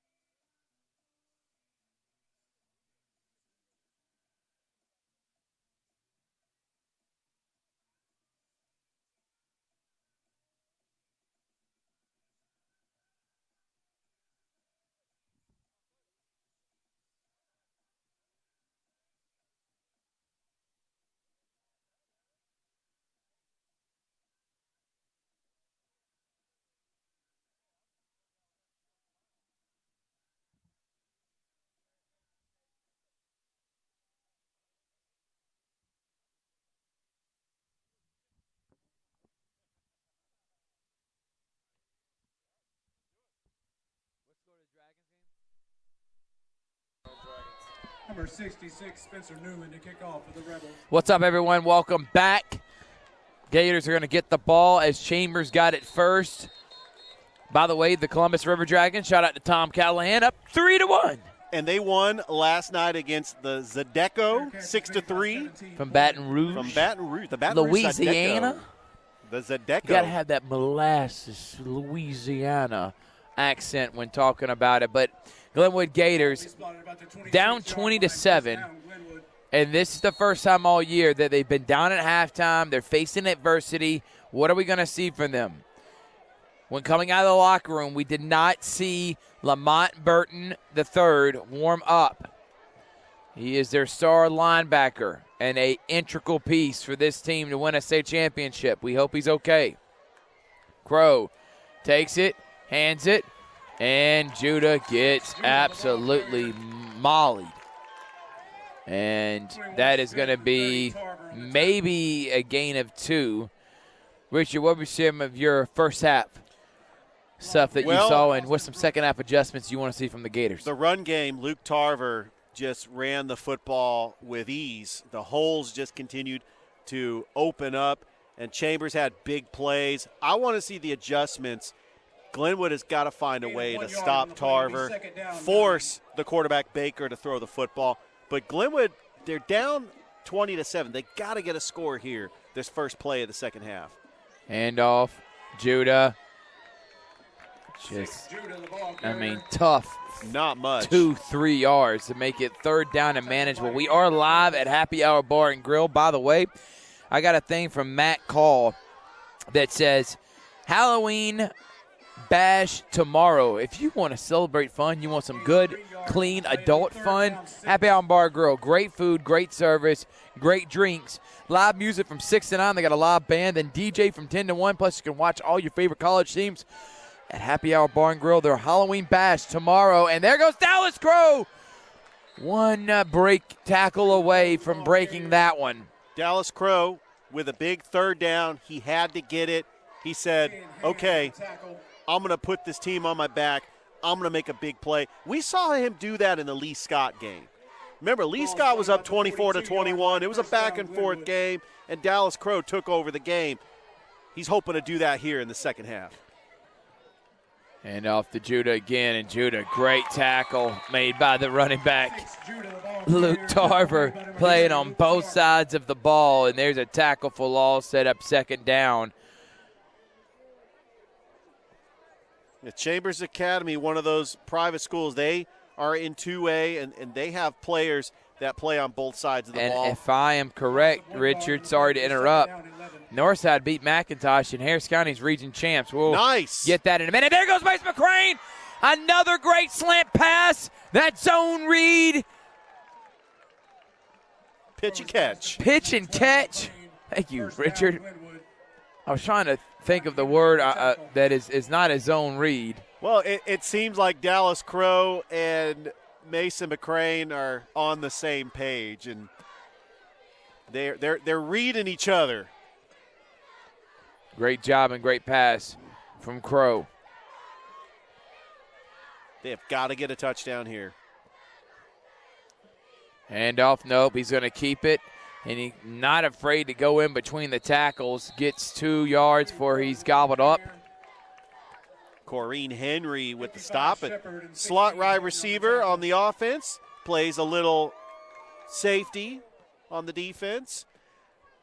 You got skilled position players that are playing on both sides of the ball. I mean, that's impressive for this Chambers Academy team led by head coach Jason Allen. 8-1. They have won 8 straight games. And he's going to throw it up. Right McCrane on target. Right on target. Is it intercepted? No, it's incomplete. That was right on target, though. Good battle out there between number 1, Corrine Henry, and Mason McCrane. I tell you, these Chambers corners and really that read have been option, good man. And it's the read option has become a focal point for Dallas Crow. As he's done a good job being able to know if he's going to keep it, if he's going to hand it off the running back, or is he going to pull it and throw. Right there, he tried to throw up a great fade route. White's out of the game. 4 down territory for Glenwood. 3rd down. Jude out of the backfield. Crow is going to throw it up to McCrane.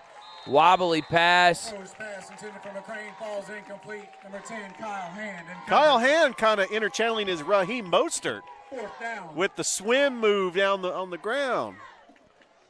And I think if Crow would have got the ball a little bit quicker, it would have been a touchdown. But good defense by Chambers now. Glenwood is going to go for it. This is where if there is nobody open, Dallas Crow just needs to take it himself. 3 wide receivers set to the near side. One-on-one action. Henry and McCrane to the far. Trying to get a hard count, trying to get Chambers to jump, maybe get an extra 5 yards. Play clock's down to 4. 3 gets the snap off, rolls, looking, has enough time and throws it low. Did it bounce? It did. Incomplete pass. And that was going to be a tough one to get it in there with all the hands, and he was trying to complete it to Cal Lawrence. And that's going to be a turnover on downs. So now here comes the Gators defense without 2 starters. Samaji Williams and Lamont Burton are not in this game. The Rebels will take over at about the 25-yard line. 1st down, Chambers. Thet Morris is in for the injured Burton. Trying to find that north side score.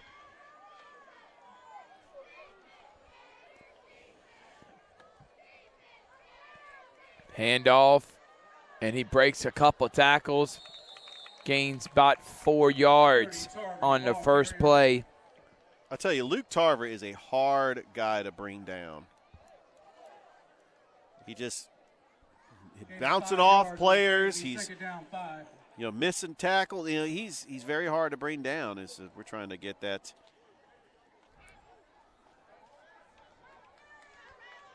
So it's going to be 2nd down now for quarterback from Chambers. And good play. Good tackling led by number 47 for the Glenwood Gators. He was in on the stop right there.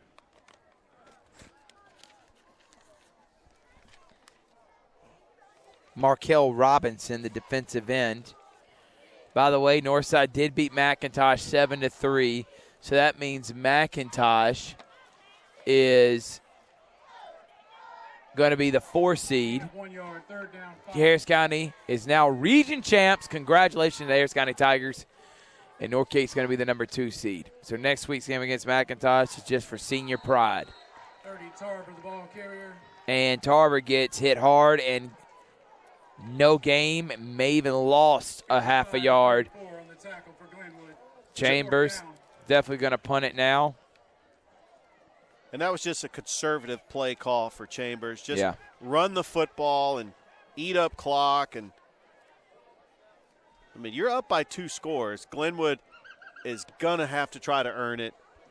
66 But Camden White back to return this punt.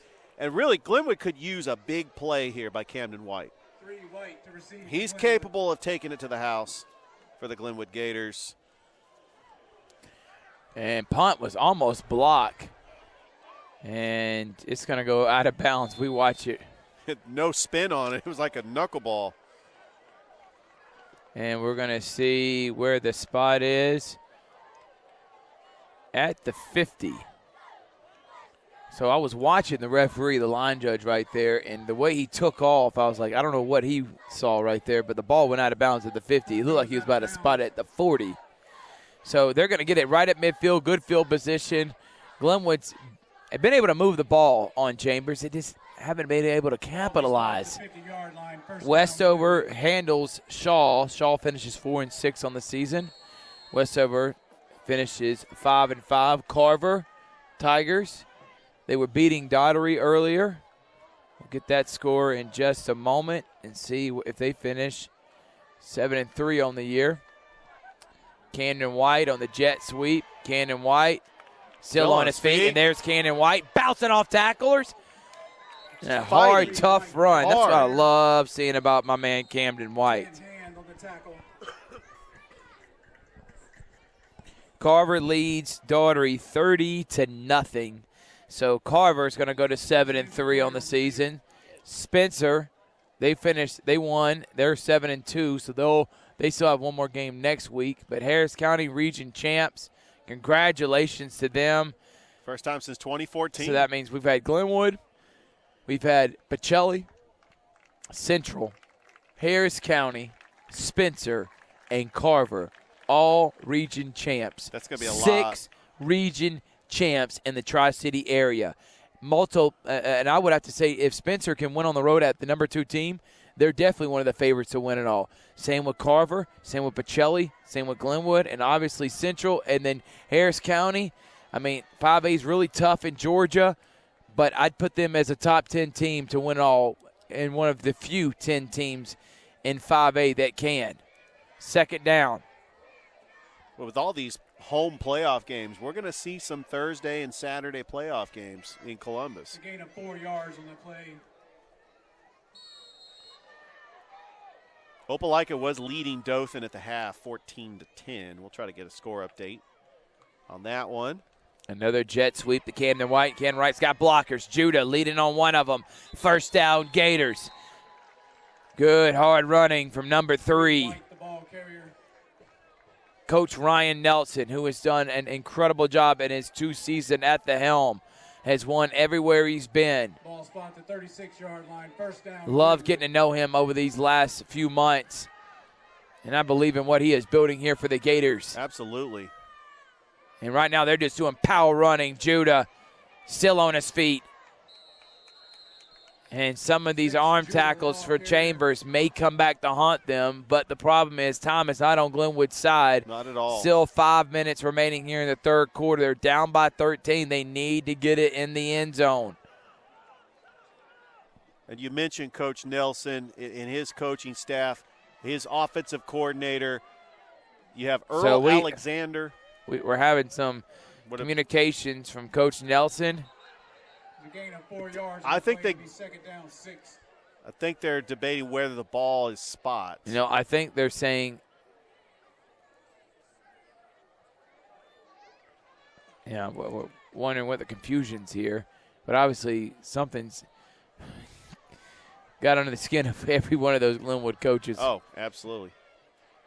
And we had the coaching staff, the offensive coordinator and the defensive coordinator on the Glenwood Gators coaches show on Monday. We had Josh McConnell, the DC, and the offensive coordinator is Earl Alexander.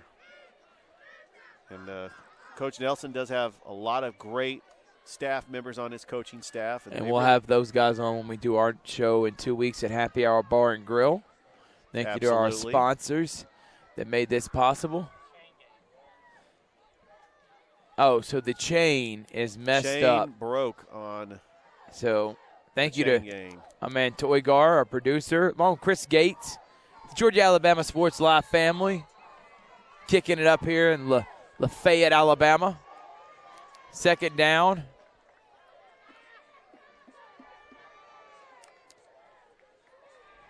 Crow going to throw a fade up to McCrane, who goes up and had a touchdown. Just wasn't able to bring it in. Great pass. Was great. The defender overran the ball. McCrane had to adjust a little bit, but usually the sure-handed receiver comes up with those.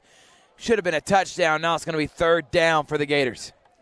It was one-on-one coverage with the corner for Chambers. Aiden England, who already has 2 interceptions in this game. And third down. It would have been an easy play, but I don't know if he disrupted the timing on it, but a good play by the DB for Chambers. Crow's going to keep it on the jet sweep and fumble, and there's the ball's on the ground. Chambers says they got it. Still unraveling the pile.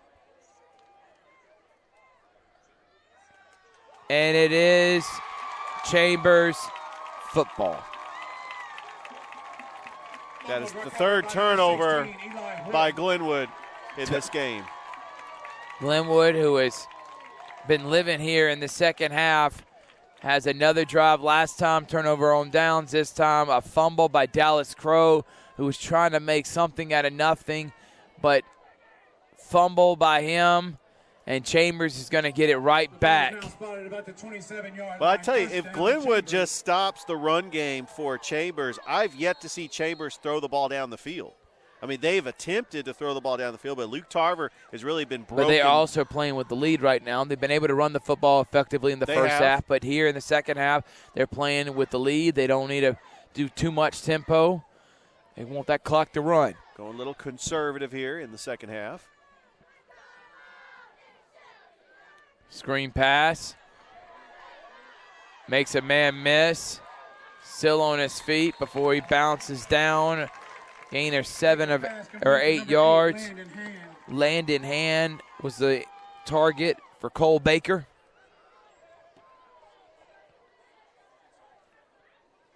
Gain of 7 yards on the play. It'll be second down 3. Baker doing a good job leading this Rebels offense. Hand off to Tarver. Blockers in front. He's actually pushing and leading his blockers. And there's a Chambers first down. And number 50.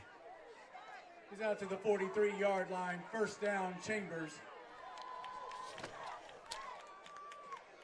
Number 50, Ash Davidson on the tackle.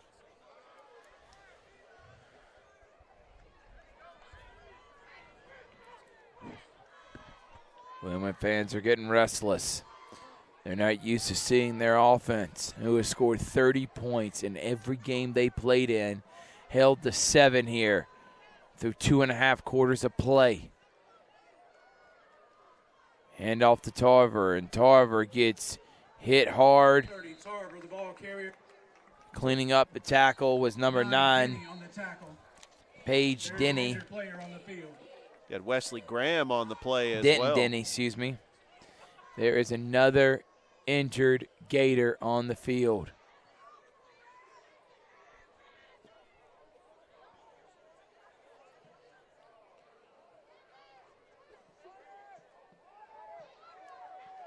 Got a score update. Troup County is leading Trinity Christian 28-7. Central Clay County up in Lineville leading Russell County 27-7.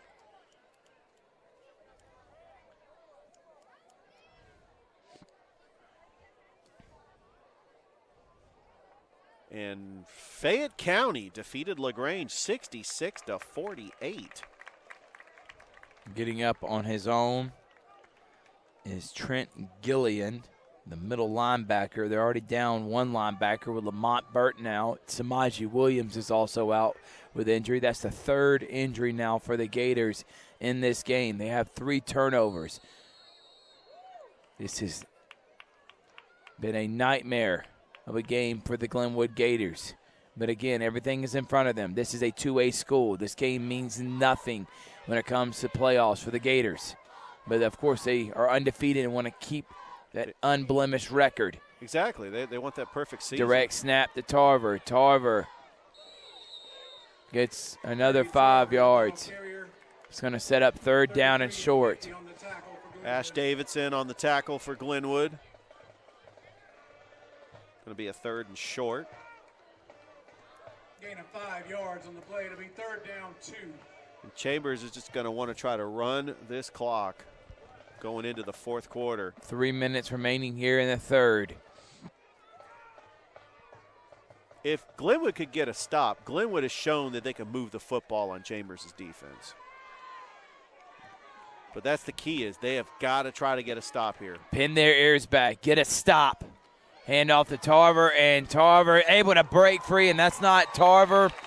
That is number 14, Jacob Norgard, second effort, Chambers first down. He was just bouncing off Glenwood defenders, and he stayed upright, and he was able to get the first down. And now Chambers is in Glenwood territory. And there, we do have a Chambers player that does dealing with some cramps right now. I tell you what, Thrift, this is just a great weekend of sports. You got the World Series going on. You got NBA basketball. Hawks taking on the Knicks tonight. Unfortunately, they did lose 126-120. You got the Georgia-Florida game tomorrow. You're going to be at Auburn for Mississippi State and Auburn. I mean, it's a great time to be a sports fan. The ball is now spotted at the 43-yard line. First down, Chambers. We do have some Saturday high school football games tomorrow. Smith Station taking on Percy Julian. It's going to be in Montgomery, Alabama.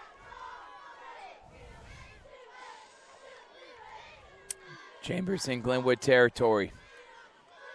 He's going to hand off. Blockers in front. Tarver. Tarver is tough to get taken down. He is just like a pinball, just bouncing around, and he's hard to bring down. There is an injured player on the field. Another Chambers player down.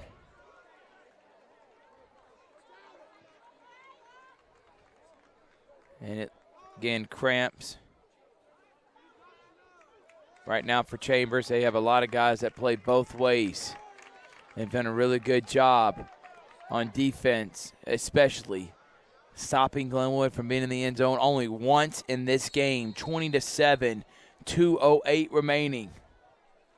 Got a score update as Dothan is leading Opelika 31-14.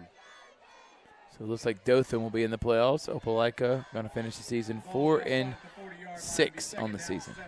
4-6, and also even as far as region play.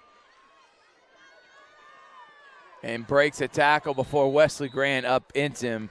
And Wesley was literally on the ground, one knee, and just did a wrestling move to get Tarver on the ground. Third down now. Gators, can they get a big stop here? They're only down 13, as bad as it's been. Gators got to get a stop. Can still win this game. Got a minute to go here in the third. Oh, they're showing blitz. Like to see Glenwood aggressive here on defense. Dial up the blitz. Handoff, breaks a tackle, runs over a man.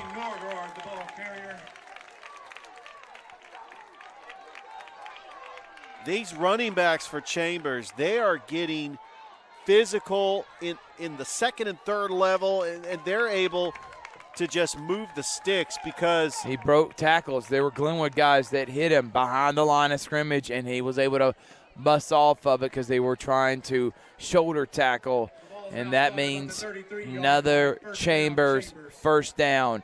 And right now, the way this drive is going, would be a debilitating touchdown drive if Chambers scores here. We do have a final score. Lee Scott beating Edgewood 35-6. Lee Scott just finished 9-1 on the season. Breaks a tackle, and if he didn't run into his own man, Norgard may still be running. With Thrift, I do feel that Chambers has just an incredible home field advantage. This home crowd just gets fired up after every big play, and they're playing tough. Their final regular season game in the AISA, and this could be the final time these two teams play in the AISA. As Glenwood making that transition next year.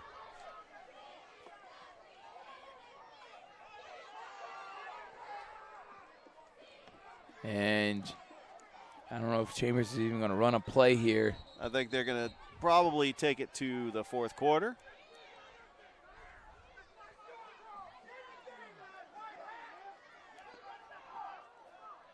But So you're talking about the atmosphere here in a small town in LaFayette. It has that small town feel where the entire town just comes to the football stadium.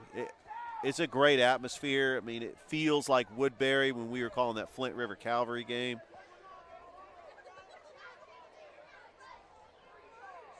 But you also have Lafayette High School in Lafayette as well, in Chambers County, along with Valley and Lynette. Talks of Lafayette and Valley merging as one school. And Chambers is going to head to the fourth quarter. Glenwood had two possessions inside the Chambers Academy territory. Turnover on downs and a fumble. there is a flag on the field, and they're I think they're gonna call this on Jason Allen, and the referees better get themselves corrected, because right now they allowed Jason Allen to come onto the field and didn't throw a flag, which they shouldn't have, and then they throw the same flag on Coach Ryan Nelson for doing the same thing. Again, I don't like calling out officials, Nope. but when it starts becoming an issue and it has some type of problem within the game, that's when I start having to speak my mind. So the officials need to make sure they keep this in control. And we're going to take a quick break. Georgia Alabama Sports Live, high school football showcase. Number 1 Glenwood and number 4 Chambers. We'll be back after this.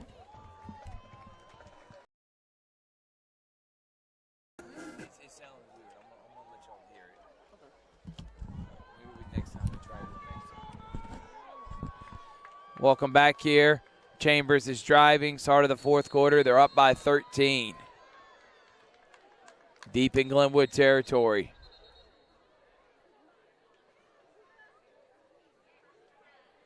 So we do have a final. Callaway defeated McNair 51-12. They have won their 4th region title in 5 years. 11th region title overall. Callaway won the state title for 2A back in 2020. Thank you for all that are watching on Facebook and YouTube. Subscribe on YouTube. Like us on Facebook.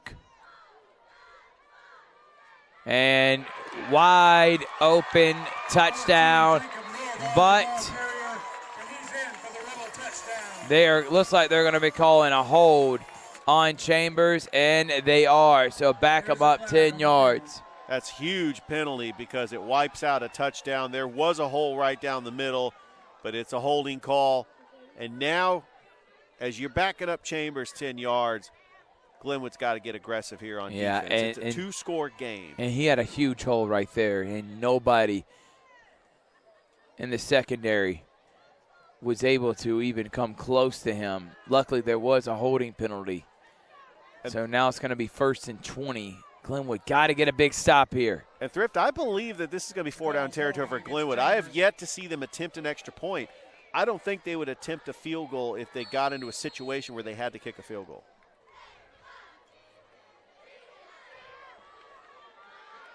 Rushing to the line. And handoff.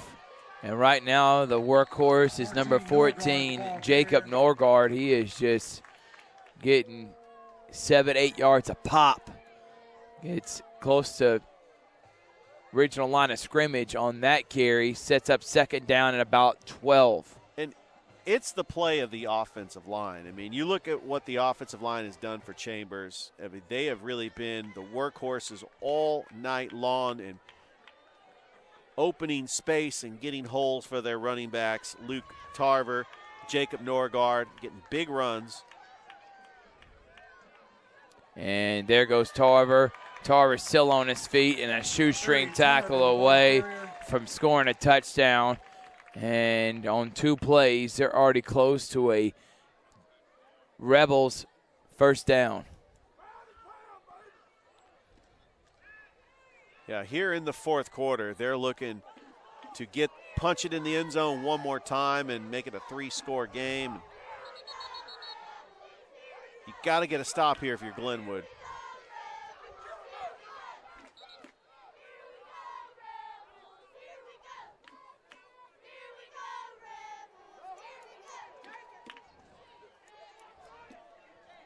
Talked about Lee Scott Academy getting a big win over Edgewood Academy. Central on a bye this week as they will play Prattville next week. We've got a big slate of games next week as well as we wrap up the regular season. Direct snap to Tarver, and there goes I think he got Norgard. Very close. He's down at the 1-yard line.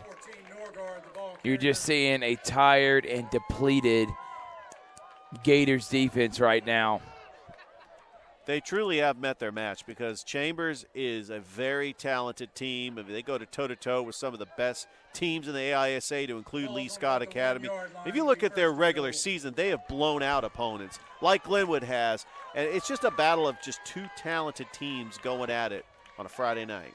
Handoff I don't think he got it. I don't think he did either. I think he's going to be short. That's going to set up second down now.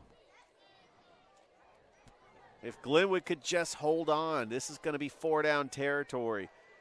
They'll be able to get the ball back, and they're only down 20-7. We have an injured player on the field.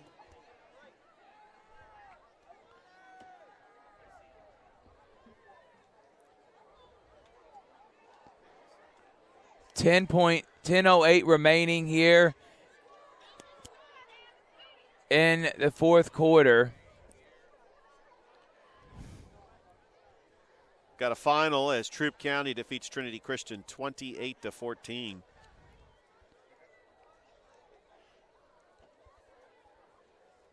Troup County trying to win their second region title back-to-back. Last year they won their first region title since 1987. So you can have Troup County and Spencer going back-to-back in the same season.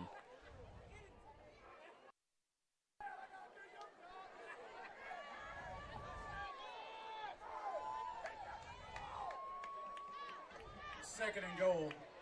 Second and goal now for Chambers. They're at the half-yard line.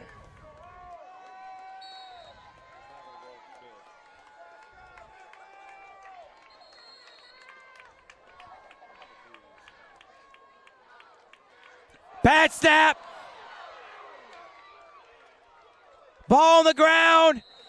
Gators got it, and what a turn of events. Wow. As the entire Chambers Academy was just, in the entire fan base, pretty fired up on that drive, laying it to the referees, and in a bad snap, turnover, and the Gators get it, and now they got to go down and score with 9:52 remaining.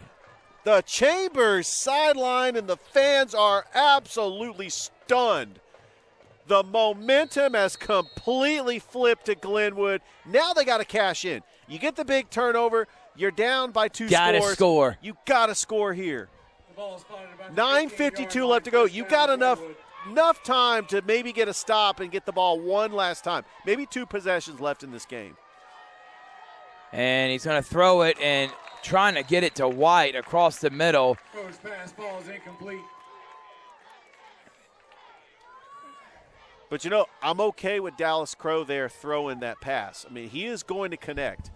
He's had his wide receivers open. Second down.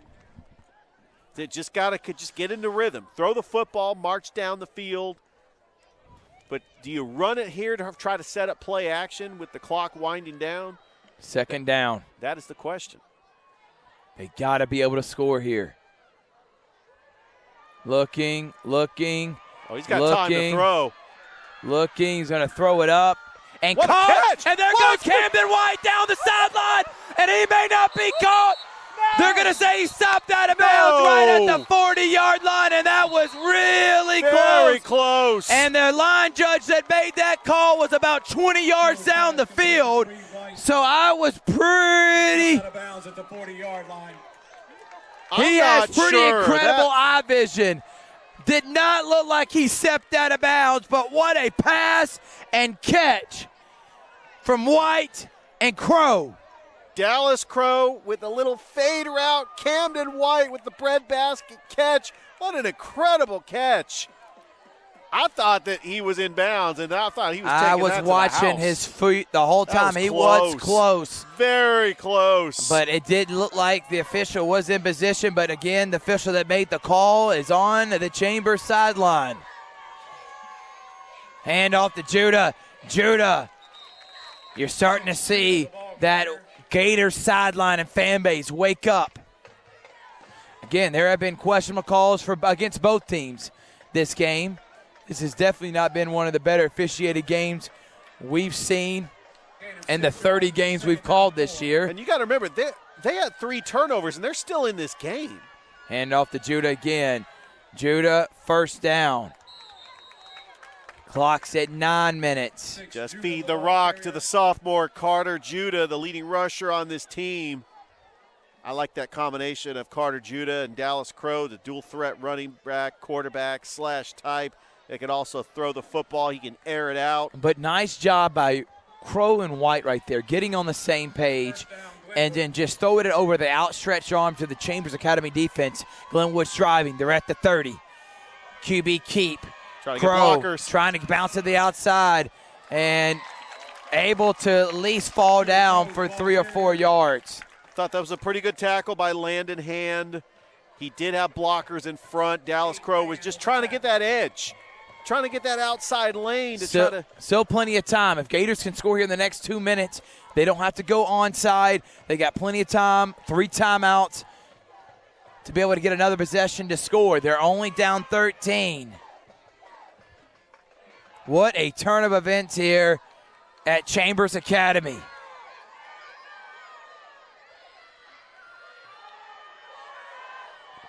Fade route, open is Lawrence. Very close. And they're going to But, say yeah. incomplete. Good Yeah. coverage right there by Chambers. Incomplete.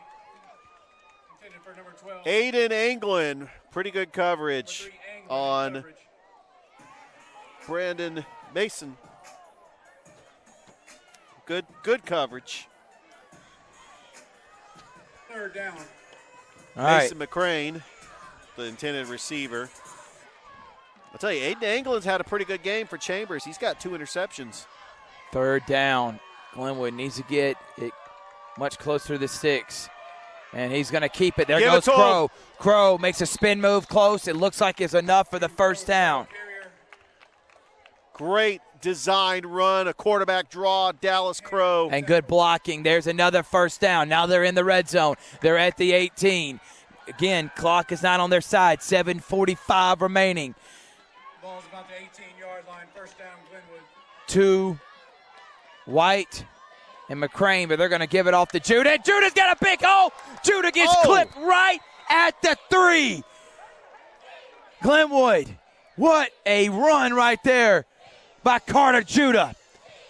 Now here comes the up-tempo. That offensive line is starting to starting to show their will. Handoff, Judah moves, touchdown, Gators, and Glenwood is an extra point away from being down by 6 points. What a turn of events. Chambers was at the half-yard line. Bad snap goes over the quarterback's head, and it is a turnover. Glenwood gets it, and they go right down the field in about 2.5 minutes, Richard, and they're only down 7. Everything's gone wrong with this game. Absolutely. Turnovers, 3 turnovers. injuries. Yet Glenwood, they have this Fighting. don't quit mentality, and it's led by their leader, number 2, Dallas Crow. Dallas Crow has put this team on his back, and Glenwood is back in this football game. Now all the pressure is on Chambers to try to get a score, and Glenwood's got to try to get a stop. And extra point is up. Extra point is good. And Glenwood's down by 6. Remember that. Remember this. That missed extra point That was big huge. extra point was huge, and it's 20-14. Gators are down by 6. Now here is where the money is made.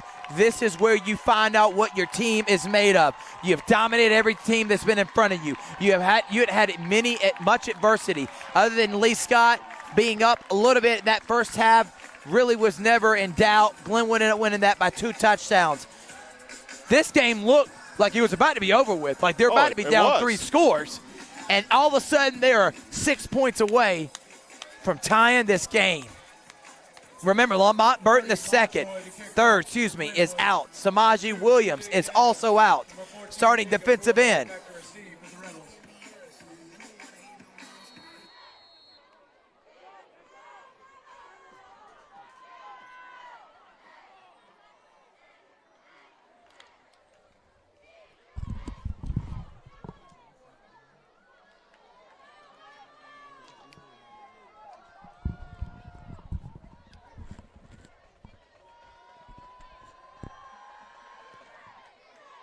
Oh, it's a nice kick. And that goes out of bounds. Kick goes into the end zone.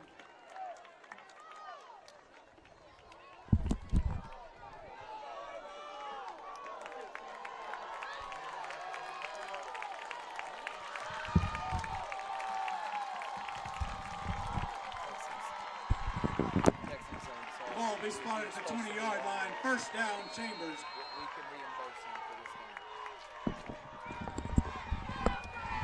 I want to shout out to Chase Cook and Mike and Ed's Barbecue that you mentioned earlier in the broadcast, Richard, where we do our coaches show.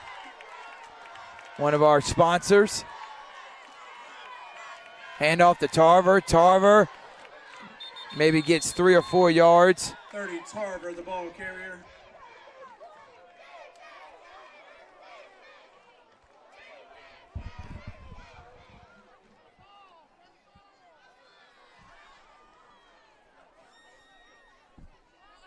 Gain of 3 yards on the play to be second down, 7. And I'm a barbecue connoisseur, Richard. I love Mike and Ed's Barbecue. That's where we have our. And there's a Glenwood Columbus Gators. location and Phoenix City location. That's right. In the Phoenix City's where we host our coaches show.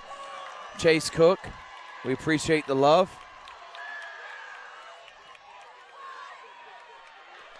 Tackle being broken. This is going to be a big third Almost down. broken. Big third down for Glenwood Big coming third up. down.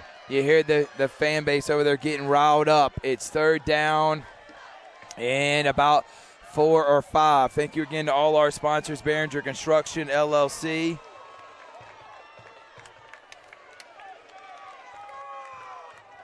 Shane Reagan Insurance, Carol Purdue, Alliance Specialty Contractors, the Menifee Agency, Columbus Lions Sports Visions, Carol Purdue, Alex Quinney Allstate Agency. Turn around, and it's caught.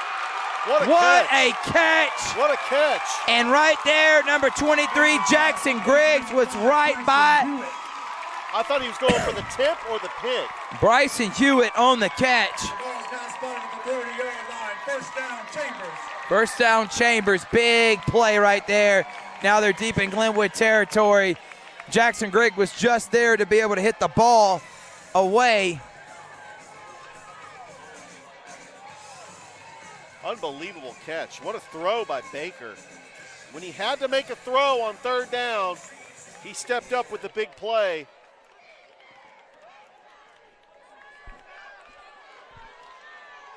But they still got to punch it in. Glenwood could still try to get a stop here.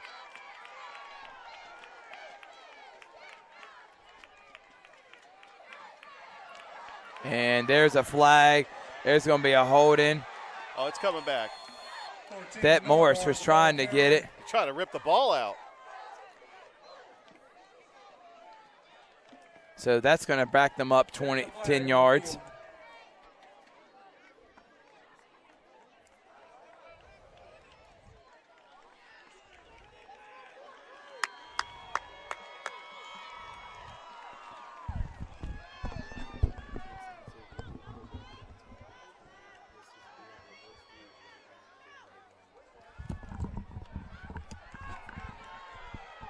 Can't wait to see the Glenwood Coach Show next time at Mike and Ed's Barbecue and talk with Coach Nelson about this wild of a game. It's crazy. So it was a false start on Chambers, not a holding. It's going to set up 1st and 15.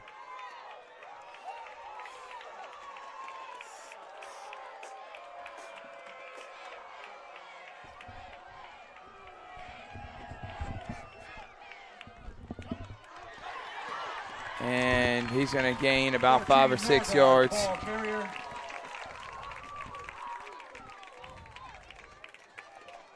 With 5:11 left to go, Chambers is just going to try to run the football, but Glenwood still can get a stop to try to get the ball back. Down by 1 score. Gain of 7 yards on the play. It'll be second down, 8. There's a 7-yard gain on the play by Jacob Norgard, the backup running back to Tarver. Chambers has had a good night running the football. But it was the big pass play by Cole Baker that really set Chambers up in good territory.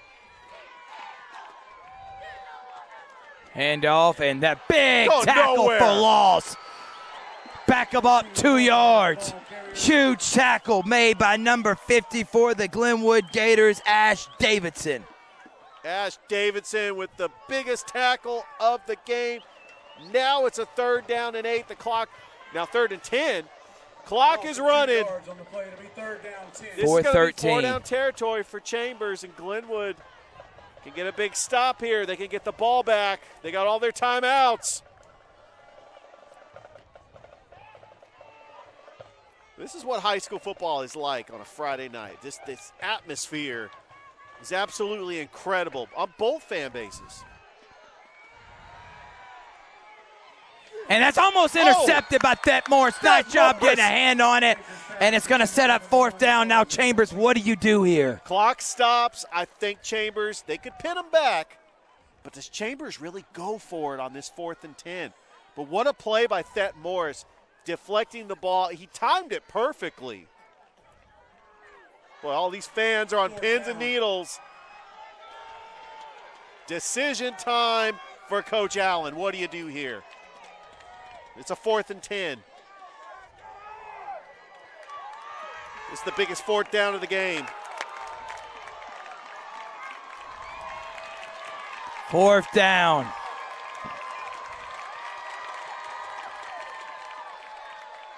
It's going to be a running back pass, and it's going to be incomplete. Wow. That's going to be a turnover on downs. That's a crazy call. That was a On a 4th down to have a running back to throw it. Nobody was open. Great defense by number 22 for the Glenwood Gators, Tanner Pickering. That was a gutsy call. It was a halfback throw. Luke Tarver to Tyson Hewitt. Incomplete. It falls short. And now with 3:38 left to go and all 3 timeouts, the Glenwood Gators have a chance to march down the field and get the game-winning touchdown. What a game, and what an effort for Glenwood to come back in this game.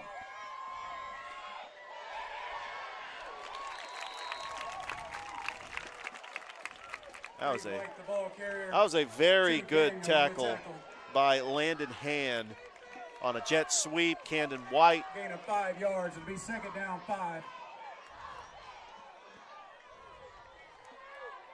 Clock continuing to run. Glenwood, 4 wide receivers. And we're going to get a whistle. We're glad that you're able to join us on Georgia Alabama Sports Live for this high school football showcase. Please like the Facebook page and subscribe to the YouTube channel.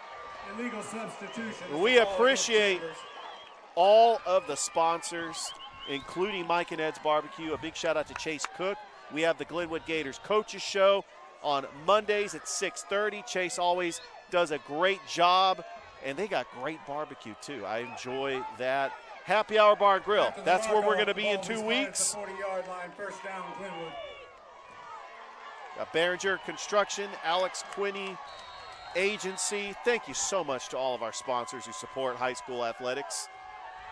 Bro, and he's going to throw it up to White. White got the ball, and White's going all the way down to the 13-yard line. What a pass! Unbelievable! What a pass! Wow! From Dallas Crow to Camden White. It was an incredible play. Wow! Maybe we need to keep talking about Mike and Ed's Barbecue. Shout out to Chase Cook. There you go. Every time we mention him the last couple of minutes, we've seen great plays. Now they hustle to the line. Hand off to Judah. Judah makes a couple people miss. Gets down to the 6. 2:48 remaining.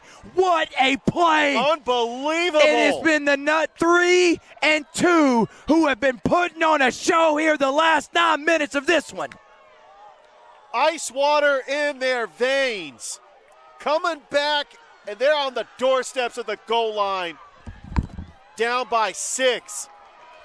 This crowd is completely stunned because Chambers about to go up 3 scores. There's a fumble on the play. Crow just needs to fall down on it. He's just falling down on it. That would have been brutal. Could have been disastrous. That would have been brutal. It would have negated everything that's happened here in the last few minutes. Big 3rd down. This is 4-down territory. Glenwood has all of their timeouts. But with 2 minutes left to go and the clock, are they going to burn a timeout? The fans are going nuts. Absolutely bonkers. 3rd down. They can't get a 1st down at the 1. It's a 3rd and 11. Crow getting The most important play call right here in the game. What are you going to call on this 3rd and 11? And Coach Nelson is going to want to think it over. He's going to take a timeout.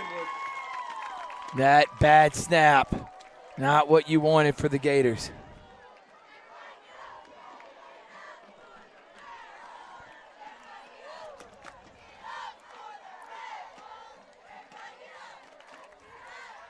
As we are looking at some of the score updates in and around the Chattahoochee Valley, we have had a busy night of high school football, not just in Alabama, but also in Georgia. I've enjoyed my time here up in LaFayette Thrift. I mean, it's really a nice small town atmosphere.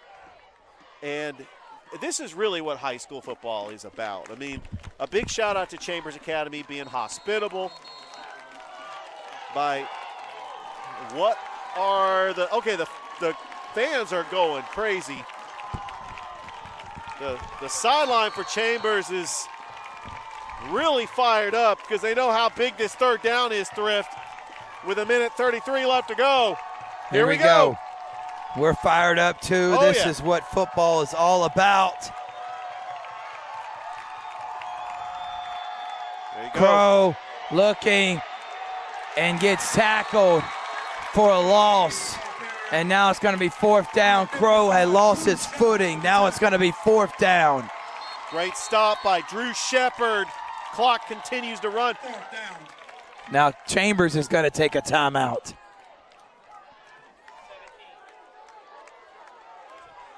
Well, that timeout that Glenwood burned was huge because if Glenwood does not get it here, they would have to burn some more timeouts and eat up the clock.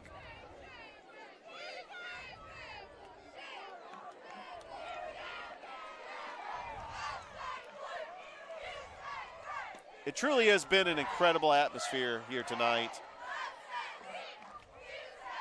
And we want to say thank you again to everyone that is tuning in. Like us on Facebook, subscribe on YouTube. Thank you to our sponsors that made this possible, including Carol Purdue, Shane Reagan, Chase Cook, guys that love the Glenwood football program, that love Glenwood. Absolutely. As a former alum, I love people that have supported the program since day one, and then they support us. Mike and Ed's Barbecue. 4th down. Can Glenwood make a play? And Coach Nelson says, I need a timeout. I wanted to see their defense so I can get the proper play call. I think what It's you gotta coming do down here, to this. One play. I think the play call here is a slant pattern to Mason McCrane. Put him in the slot. Just let Dallas Crow get a little bit of time to throw the football. Slant pattern, down the middle, go for the touchdown here. You can pick up the 1st down on this 4th and 12. But where they are at, they still have an opportunity to get a 1st and goal. Because they're not quite they had all the momentum, had all the way down close to about to get a 1st down, and then a bad snap. Oh, my. And now it's 4th down and about 13. This could be the ball game here. Here we go. But what a great game. This has truly been just a incredible battle of game. Two powerhouses in the AISA. Let's see what's going to happen. Man in motion is White. Crow going to take off a run. He's close. He's close. Depending on the spot. Glenwood's saying they got it. But Chambers is also saying they made the stop depending on the spot. But remember where we are located. He literally got stopped White at the 1. Very close. Of course, they're going to point their hands where they want it to point. Oh, wow. And that, they're going to make a stop. Unbelievable. Huge stop. Look how close it is to the 1. Over on downs to the Rebels. 1st down, Chambers. You know you're going to get home cooking. It would happen if it was at Glenwood. Yeah, that's very true. And Glenwood has no timeouts, 1:07 remaining. I would say because they're on the goal line, Glenwood could go with an all-out blitz, try to get a safety and get the ball back. But I think that Chambers is going to try to, well, they can't take a knee because that would be where the ball is. You got to go for a run play, give your offense a little breathing room. But Glenwood has got to get a loss on this play to try to get a safety. Unbelievable.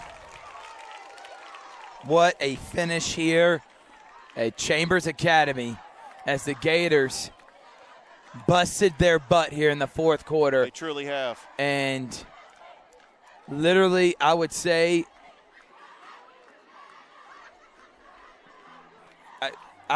maybe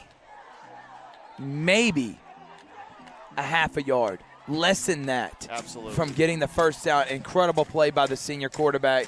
It was really depending on the spot.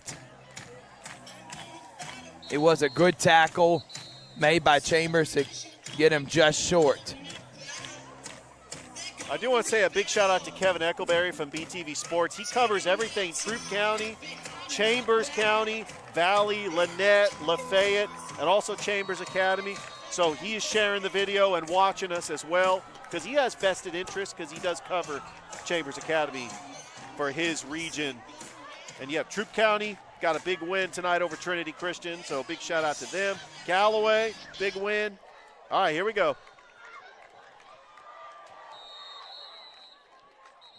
And Chambers is trying to do the victory formation at the half-yard line. Now, It's not going to have a whole lot of room to it's do not. that. 1:04 remaining. That would have been Glenwood's final timeout of the game. Ball is like at the 1 foot line. And with Glenwood's allowing a timeout, why you even try to take a kneel right there? Glenwood could just go for an all-out blitz and try to get a safety here. This is a dangerous play call for Chambers. Because if it's a run play, Glenwood could get a run for loss and get a safety. They'll get the ball back. If Chambers tries to throw it, Glenwood could get a tip pass and an interception.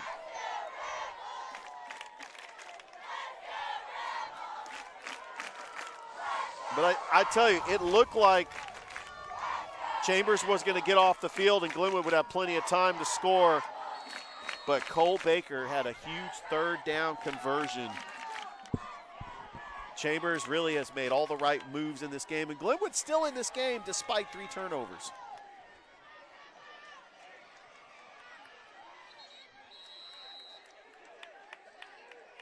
Very close. I mean, what they're do we gonna got? They're gonna call a safety. It's a safety. They called a safety. He kneeled in the end zone. Now the clock is continuing to run.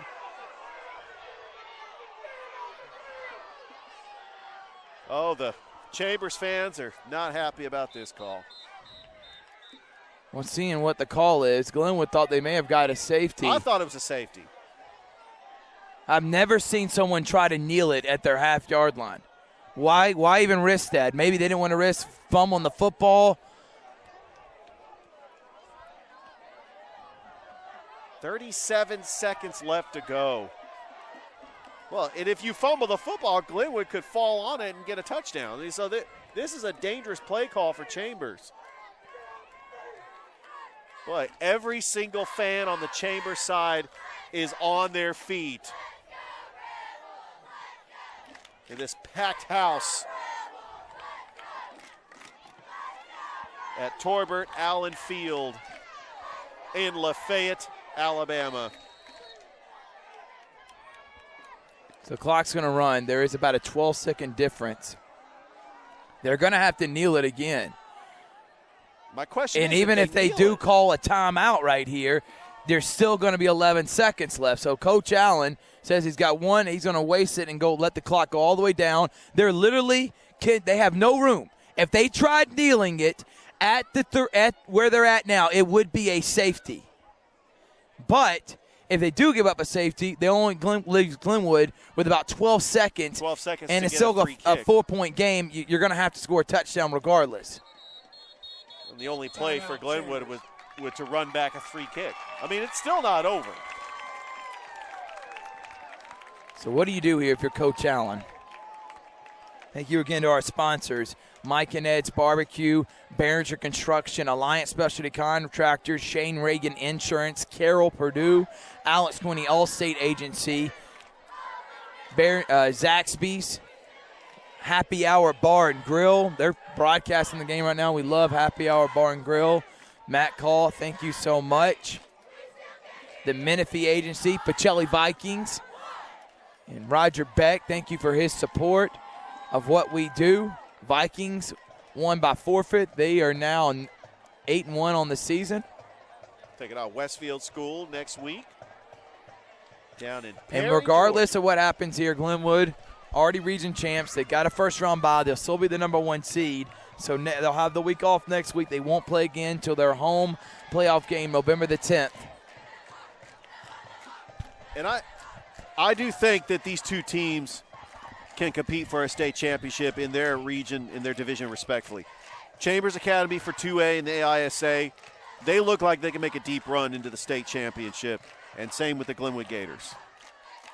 We saw two incredible schools play each other today in a non-region game.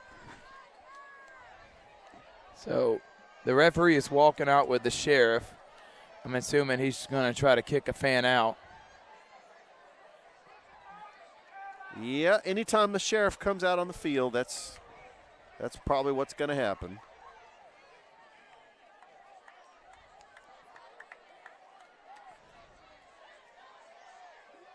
But just the emotion and the intensity of this game. So it looks like they're going to try to kneel it again. That would be a safety.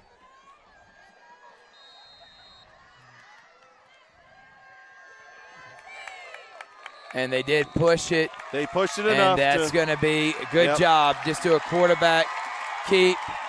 And a big-time win for Chambers Academy. Truly was. As they upset number Glenwood 20-14. You see their seniors on senior night. Incredible win for them to go out 9-1 on the year. Glenwood finishes now the regular season 9-1. Hard-fought loss for the Gators. They did everything they could to come back in this game. It truly was. These two teams in the ISA have been rivals for years. And did we witness the final matchup between Glenwood and Chambers Academy as Glenwood makes the transition to the AHSAA next year?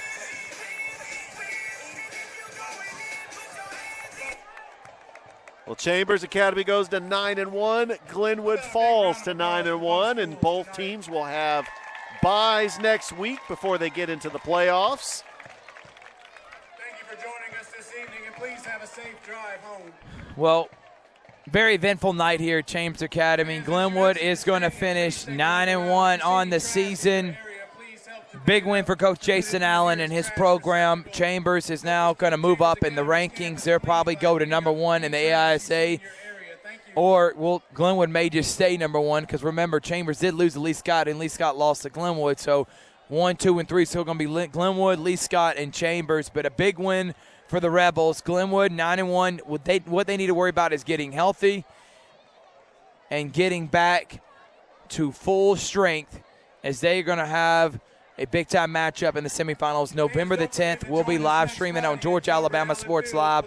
Thank you again to Chase Cook and Mike and Ed's Barbecue, the best barbecue in the land. If you don't trust me, you don't want to believe my word, go try it yourself, and I promise you'll be saying the same thing. And thank you to all the other sponsors, including Shane Reagan, Carol Purdue, Pacelli Vikings, Happy Hour Bar and Grill, Zaxby's, the Columbus Lions, Alliance Specialty Contractors, Alex Quinney Allstate Agency, the Menifee Agency. Thank y'all for what you do. Thank you for your support of what we do. And regular season comes to a close for the Gators. Still a great year in the regular season, Absolutely. and they have everything they want right in front of them, but their dream perfect season does come to an end. But a lot to learn from in this game if you're the Gators.